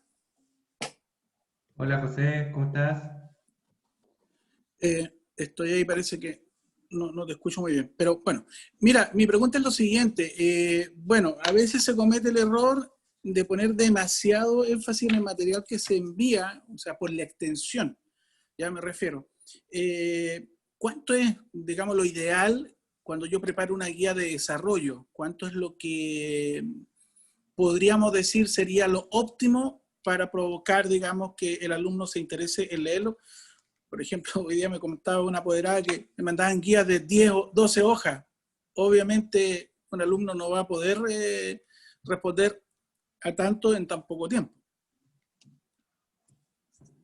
Sí, ahí depende más que la cantidad de hojas, depende de la cantidad de la extensión en palabras del texto. O sea, las personas tienen cierta capacidad para leer cierto texto por tiempo. Por ejemplo, no sé, ponte tú, un adulto lee aproximadamente 300 palabras por minuto, ¿ya? Eso quiere decir que cada 10 minutos lee aproximadamente 3.000 palabras, ¿ya? Entonces, estamos pensando de que si yo mando un texto de 6.000, o sea, si yo, por ejemplo, tengo media hora de trabajo, yo tengo que calcular muy bien cuánta es la cantidad de palabras que yo voy a enviar, tomando en cuenta esas consideraciones. Por ejemplo, si yo envío un texto de 10.000 palabras, por ejemplo, y yo quiero que lo revisen antes de la clase, y antes de la clase tienen 30 minutos o una hora de trabajo, obviamente no van a alcanzar. Y lo otro principal es, de repente, acá menos es más, y hay que priorizar calidad y cantidad. ¿En qué sentido? De repente, por ejemplo, yo puedo detectar cuando yo hago esta priorización o este filtro, cuáles son los conceptos clave que el estudiante debe considerar, por ejemplo, para poder dar por... Acá es importante que tengan en cuenta lo siguiente. Yo les recomiendo hacer esto. Cuando ustedes tienen un objetivo de aprendizaje, ustedes tienen indicadores, ¿ya? Que muchos profesores lo hacen a través de las escalas de apreciación, de las listas de cotejos, que después van evaluando si el estudiante aprende o no aprende, o cumplió o no cumplió los objetivos. Esos indicadores de aprendizaje o esos indicadores de logro que ustedes tienen que asociarlos a un objetivo de aprendizaje, ustedes los pueden traducir en qué es lo que concretamente el estudiante requiere para dar por cumplido ese objetivo, sea de contenido, de comprensión o sea de habilidad, ¿ya? Entonces, en ese sentido, prioricen qué es lo que necesita saber y traten de focalizar o filtrar el material o recursos para cumplir ese objetivo en lo concreto. ¿Qué quiere decir esto? Por ejemplo, si yo logro el mismo objetivo revisando un video de 3 minutos o leyendo una guía de 20 hojas, obviamente, como menos es más y calidad es cantidad, yo priorizo el documento más breve o el contenido más breve, pero hago preguntas un poquito más profundas, ¿ya? Entonces el estudiante gasta menos tiempo en la revisión del contenido o en la revisión del recurso, pero invierte más tiempo en el aprendizaje de los conceptos claves que yo quiero que aprendan en ese recurso vinculado con los indicadores del objetivo de aprendizaje que yo estoy trabajando. Si, por ejemplo, un profesor me decía, es que los estudiantes no cumplen, por ejemplo, hay ustedes vieron recién, hay un objetivo de habilidad en historia que es que el estudiante tiene que dar a conocer su opinión. Entonces, por ejemplo, ¿qué pasa si un profesor nunca le da un espacio al estudiante para que dé a conocer su opinión y pasa toda la clase dictando, pasando materia? Entonces, obviamente ningún estudiante va a cumplir ese objetivo. Entonces, por eso el profesor tiene que estructurar espacios que se llaman las oportunidades de aprendizaje para que el estudiante efectivamente pueda desplegar los objetivos, los indicadores de los objetivos de aprendizaje que se cumplen. Pero acá hay que priorizar. O sea, si yo lo puedo cumplir con menos cantidad de recursos, es lo mejor que tratar de llenarlos de recursos.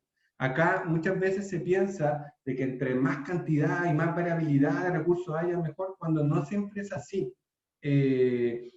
Sobre todo en este contexto donde el estudiante está en un escenario más bien autónomo. El estudiante lo que requiere es guía, es mediación del proceso.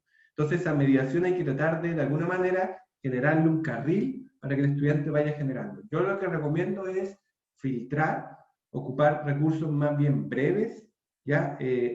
No puedo decir que sea una hoja o 2 hojas, porque puede ser una hoja con una letra chiquitita y re largo, o sea, eso va a variar, pero que el profesor sabe, viendo un documento, cuánto va a demorar el estudiante en revisarlo, porque no es solo leerlo, por ejemplo, si es un documento, sino que además es contestar las preguntas, analizarlo, pensar un rato. Entonces, de repente, por ejemplo, ¿qué es lo que prefiero yo? Si tengo media hora de trabajo, que el estudiante lea todo apurado un texto, ya lo terminé, adiós, o lea algo más breve, pero dedique un tiempo a contestar unas preguntas, para pensar un poco, analizarlo, algo, etc. Entonces, ustedes tienen que ver, yo por lo menos las experiencias exitosas que he visto en este contexto de pandemia han sido el uso de recursos más bien breves, súper al grano, súper enfocados, claros, precisos, y que cubren los objetivos claros de aprendizaje que se están cubriendo, tanto en conocimiento, en comprensión, como también en habilidad. Jonathan tiene una pregunta ahí también. Hola, Cristian. ¿Se escucha bien? Sí, súper. Ya, súper. Gracias, primero, por esta sesión. La pregunta es, como tú planteas este modelo, por ejemplo, de asincrónico, sincrónico y luego asincrónico, ¿qué tanto consideras tú que se puede ver afectado el proceso de enseñanza-aprendizaje cuando tú no tienes momentos sincrónicos? Por ejemplo, que se da en muchas escuelas, en este momento estoy en una escuela en donde no existen los momentos sincrónicos por precisamente falta de recursos, los niños no tienen conectividad, no hay computadores en la casa, y lo único que hay es un teléfono que se lleva el papá para trabajar, y que vuelve a la casa a las 8 de la noche. Entonces, solamente se puede trabajar de forma remota enviando material, por ejemplo, a través de un pendrive que conectan a las televisiones que tienen puerto USB.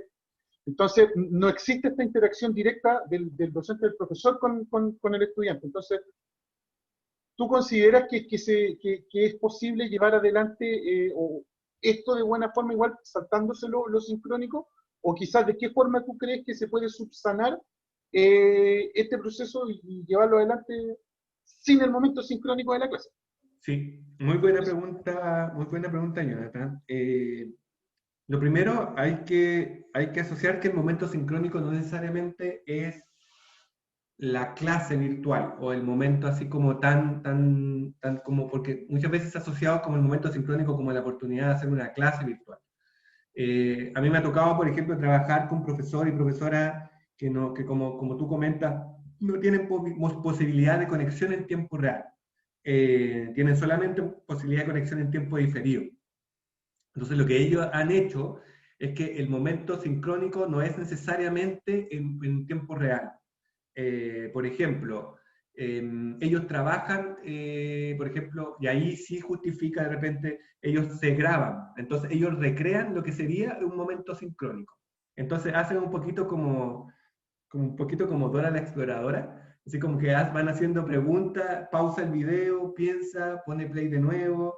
Entonces lo que hacen ellos, por ejemplo, es recrear un momento sincrónico, pero que es ejecutado de manera sincrónica, ¿ya? Que es diferente del momento sincrónico, porque por ejemplo en el momento sincrónico es el estudiante estudia autónomamente, ¿ya?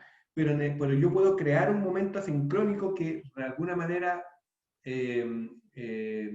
recree el momento sincrónico, ¿ya? En donde yo guío el proceso como si yo estuviese presente, pero no ocurre en tiempo real.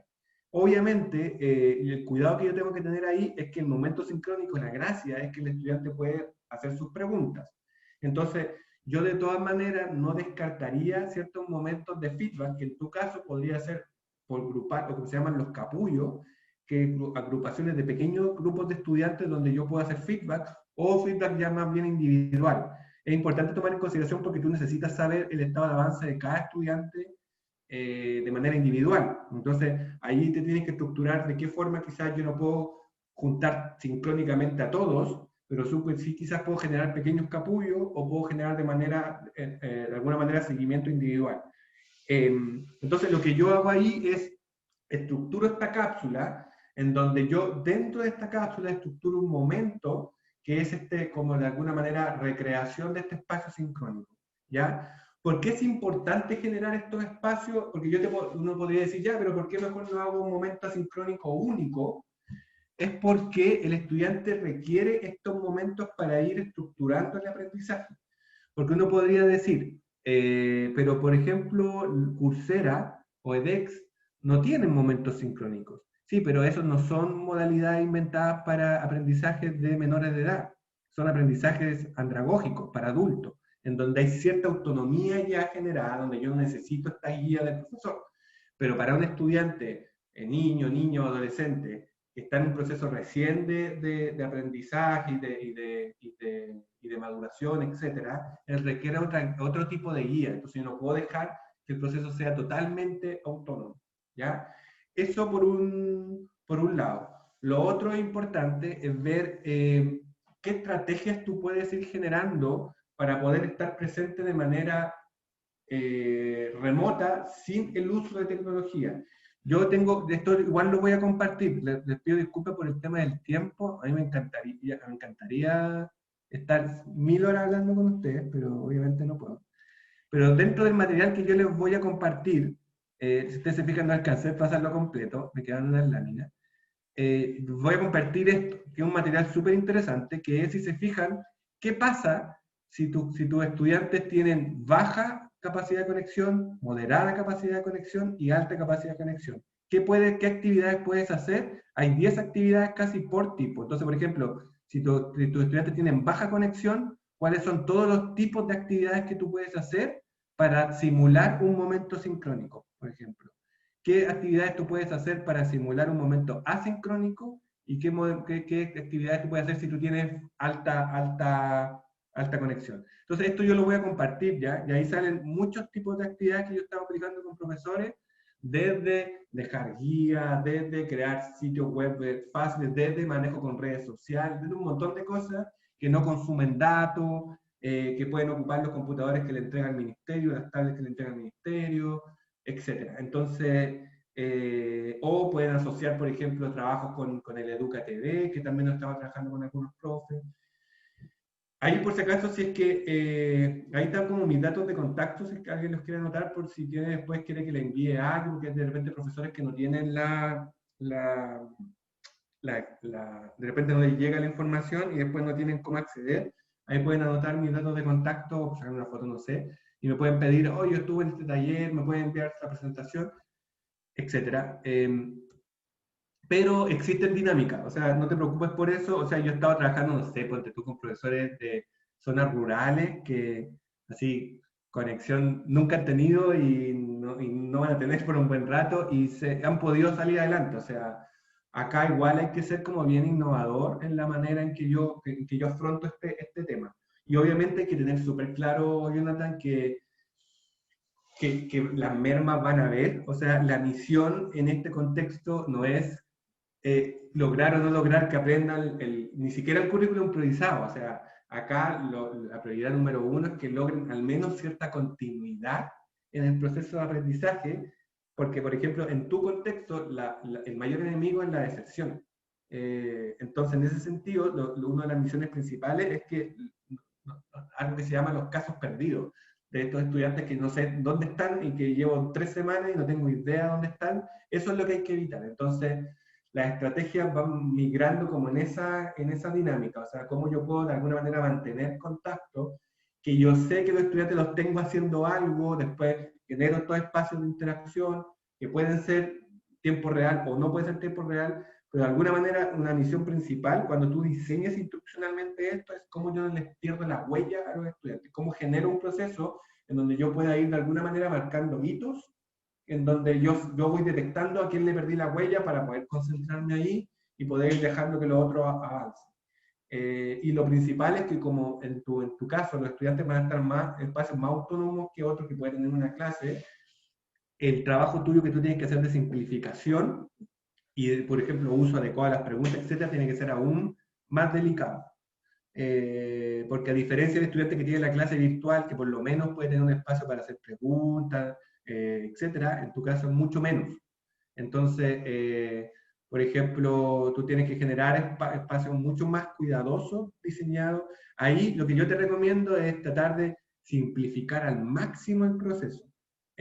Tratar de hacerlo lo más concreto. Por ejemplo, tú puedes decir, no importa que lean una hoja y que te contesten 2 preguntas, no importa, pero mientras contesten eso, estoy dando cierta continuidad al proceso que no la doy si es que no... Entonces, en tu caso, tú tienes que ir a lo básico, a lo más básico posible. ¿Qué curso trabajas, Jonathan? Cuarto básico. Cuarto Básico completamente remoto y como para que quede más o menos claro, lo que se hace es entregar un pack una vez al mes, que es una carpeta y un pendrive. Sí. Y eso es todo el contacto, porque y muchas veces se dejan a las casas porque muchos de los padres no van. Pues sí, por decepciones entre estudiantes que los cuales se les ha perdido la vista completamente. Sí, entonces por eso te digo, tú estás justo en el límite, porque son estudiantes que ya están pasando como a un segundo ciclo, donde tienen un poquito más de autonomía. Si usted veía el ejemplo del quinto básico, porque a veces tú me decís primero básico, es como más complicado. Está justo en el límite, donde el estudiante tiene ciertos niveles ya de autonomía de trabajo. Entonces, tu misión acá, cuando hagas el diseño y la estructuración de las cápsulas, yo te recomiendo que vayas generando hitos de seguimiento, que los vas asociando a estas evaluaciones formativas. Yo creo que en tu caso, generar hitos de seguimiento es clave. ¿Sí? Cada cápsula tiene que tener su hito de seguimiento donde de alguna manera, y ahí va a depender de tu propia originalidad y creatividad docente, es cómo yo puedo detectar que si los estudiantes están o no aprendiendo. Ahí puede ser a través de WhatsApp, a través de los padres cuando se pueda, no siempre se puede a través de los apoderados, a través de llamados de seguimiento, puedes llamar a cada una vez a la semana a cada estudiante, no sé, puedes generar espacios en donde tú generas este hito de seguimiento, que vendría a ser el reemplazo de estas como evaluaciones formativas, donde de alguna manera tú cumples este doble función, que no es solamente evaluar formativamente, sino que además detectar si el estudiante no está desaparecido o está totalmente desviado.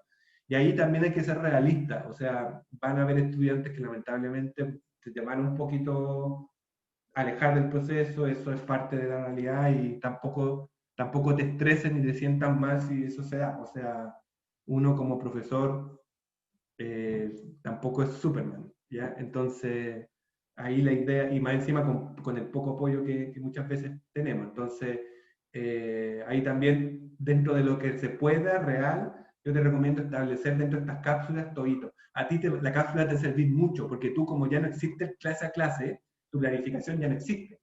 Entonces, a ti te sirve mucho armar estas cápsulas, porque estas cápsulas te van a permitir, tengo este tiempo para traspasar este contenido y generar algún hito de seguimiento dentro de este tiempo. ¿Ya? Entonces te extiende un poco el tiempo de trabajo con los estudiantes. Ya no es fácil, Jonathan, no es fácil. Pero ahí se ha podido. Yo he visto muchos casos que sí se ha podido, pero ahí hay que rebuscársela un poquito más. Te recomiendo hacer estos espacios como de recrear ciertos espacios sincrónicos, de repente tú grabarte. Además, que los estudiantes te vean, aunque sean unos 5 minutitos conversando, genera también un tema emocional bien importante para ellos, como ver al profesor, que el profesor, hola, ¿cómo están? Les vengo a contar algo, no sé. También genera, no todo es avanzar en el currículum en esto, también hay temas de salud mental, emocionalidad, que también tenemos que cuidar no solo a nuestros estudiantes, sino que también en nosotros mismos. Eso. No sé si existan más preguntas, hay varios que ya se tienen que ir Sí. retirando, así que parece que estamos listos ya. Cristian, habla Helga acá, ha sido muy interesante escucharte. Yo creo que para todos y todas hemos aprendido hartas cosas, pero también nos dejas claro todo lo que hay que seguir aprendiendo. No quiero hacer una pregunta, porque si no vamos a extendernos más aún en el tiempo, sino rescatar lo que tú nos has mostrado de alguna forma esto hoy día de lo asincrónico y lo sincrónico, porque así como en el caso de Jonathan, no tienen la posibilidad de lo sincrónico, ¿cierto? Y solo de lo asincrónico, también vemos a muchos estudiantes que se conforman con estar en la clase sincrónica y que no leen, no preparan, no ejercitan, porque sienten que con estar en la clase cumplieron. Entonces, en realidad hay hartos desafíos en esto para todos. Los docentes, yo creo que los profesores y profesoras de nuestro país y de todos lados han hecho un tremendo trabajo para salir adelante, a pesar de todo y con una tremenda vocación, seguir enseñando y procurando que los niños aprendan. También un gran trabajo y mucho apoyo de parte de las familias, que a veces están en condiciones complejas, con más de un niño o niña a quien apoyar y con las labores del hogar y con teletrabajo, etcétera. Yo creo que hemos aprendido, pero tenemos que aprender mucho más, y con lo que tú hoy día nos dices, yo creo que también nos abre nuevas preguntas y nuevas ideas de qué podemos seguir mejorando, porque indudablemente tenemos que seguir mejorando, y como tú dijiste al principio, esto todavía, a pesar de que anden muchos vehículos en la calle acá en Temuco, y que el centro esté lleno, No sé cómo estar en Santiago, en Antofagasta, digamos, pero no he viajado, a pesar de que da la impresión que volvemos a la normalidad, todavía estamos en una situación de cuidado y de cuidarnos, ¿no? Y que tenemos que seguir aprendiendo para hacerlo cada día mejor. Así que, querido amigo, colega, dejo las palabras finales para Marlene, pero no podía evitar darte las gracias y mandarte un tremendo abrazo, que ya será presencial en algún minuto. No, muchas gracias a ustedes por la invitación. Yo siempre feliz de colaborar con el programa, con Proventas, así que siempre disponible. Y sí, o sea, un cariñoso abrazo para todos. O sea, yo sé que esto es difícil. Acá yo no vengo, yo le digo a los profesores, o sea, acá no es, oh, hagan esto y les va a resultar. No, es una estrategia de alguna manera para poder afrontar esto con donde todo nos pilló por sorpresa. Así que la invitación es un poco ir viendo qué les sirve y qué puede ir que pueden ir rescatando, pero ahí cada uno tiene que, respecto al propio, como decía Jonathan, un poco respecto a los propios contextos y las propias realidades, ir viendo cómo lo van adaptando, pero es una oportunidad interesante también para innovar, y yo sigo reiterando, o sea, y esto es una discusión que hemos hecho en varios lados ya, o sea, hay una inversión muy grande que esto no vamos a volver a foja cero, entonces también todas estas estrategias sirven para también afrontar lo que se viene posterior a la pandemia, que no es solo el retorno, sino que también en cómo afrontamos el retorno. La priorización curricular es 2021, o sea, estamos pensando ya que esto vamos a estar trabajando un año y medio más, así que sí, pues, independientemente que estén los autos en las calles y que nos digan que podemos salir al 18 de septiembre a hacer cuestiones afuera, esto da para largo. Y la experiencia en Europa está mostrando que los rebrotes salen y no es tan fácil abrir la escuela. Así que se nos ven un desafío grande, pero igual oportunidades gigantes de innovar. Así que siempre feliz por la invitación, feliz por compartir con ustedes y siempre ahí les mostré mis contactos siempre disponibles para ayudar en lo que se pueda. Gracias. Con esta gran presentación del Magíster Cristian Celedón, damos por finalizado el primer día de esta 14ª jornada anual de la Araucanía para el desarrollo de talento de estudiantes, para desarrollo de estudiantes con talento académico. Mañana viernes 9 de septiembre, a contar de las 17:30 horas, nos volvemos a encontrar virtualmente para conocer la experiencia en el uso de las tecnologías bajo la modalidad no presencial de 2 de nuestros docentes del programa, Magíster Margot Godoy Peña y biotecnólogo Jerko Cerda Schulz. Agradecemos también que puedan contestar la encuesta de evaluación de esta primera jornada. El link está disponible en el chat de esta sesión y a la vez también se va a enviar vía correo, ya que su opinión es muy importante para nosotros. Muchas gracias y que tengan muy buenas noches. Gracias, Marlene. Un aplauso grande para Cristian. Gracias por estar con nosotros y con nosotras.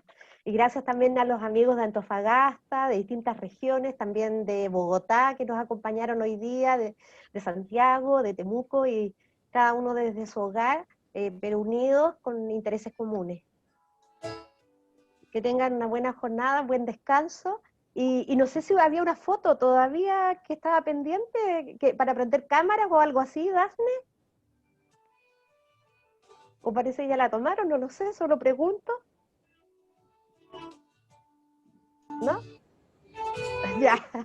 Hay un saludo así, como dice Jonathan, un saludo para la Yo voy a foto tomar una de... imagen para ver si pueden prender las cámaras quienes la tengan. Quienes puedan prenderla un segundito para tomar la imagen y ver los rostros también, y no solo el nombre, si es que están disponibles y dispuestos, sería bonito para la imagen del recuerdo, ¿no? de esta instancia de encuentro.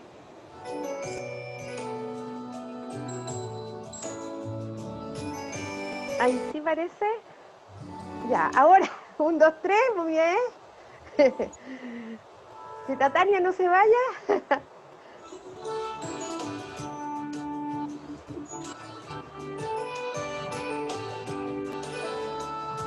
Muy bien. Gracias equipo Proventa, gracias Universidad de la Frontera, gracias amigos y colegas por reunirnos hoy día y como decía Marlene, nos encontramos mañana jueves, mañana, ay, ya me enredé con los días, mañana jueves, miércoles, no, mañana miércoles, ¿qué estoy diciendo? Ya voy en el, Marlene dijo viernes, yo digo jueves, ya parece, tengo una distorsión de los tiempos, mañana miércoles, como dice Elías, el lenguaje de lectura de labios ahí, mañana miércoles, y también nos reunimos el jueves, 3 días de jornada para seguir compartiendo sobre educación, sobre enseñanza y sobre aprendizaje. Gracias a todos, un abrazo grande y cuídense.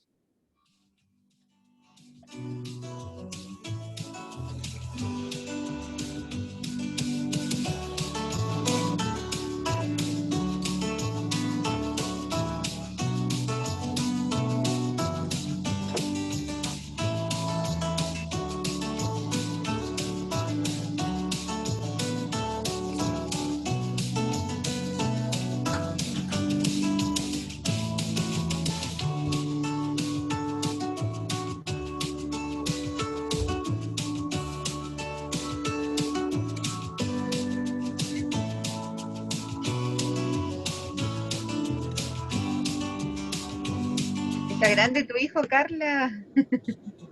Está precioso. Sí, está tremendo. ¿Por qué ponen esa Súper. canción? Está muy bonita. Chao, chao.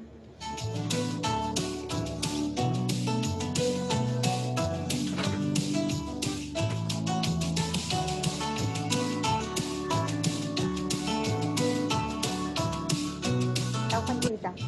Chao, Juanita, muy lindo tu comentario.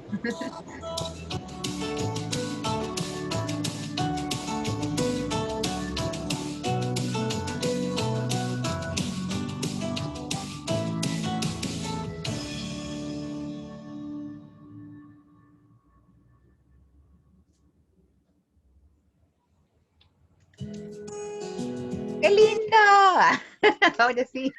Ahora sí estamos. Saluda, Me Juli. equivoqué, mi mamá justo entró a hablarme y me dijo, tengo médico el viernes. Yo ya el viernes le dije, va, salga de la fiesta.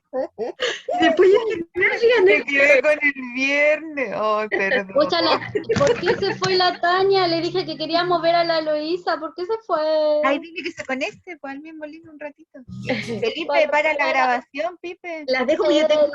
reunión a las 7:30. Chao. Súper bien, Marlene, gracias.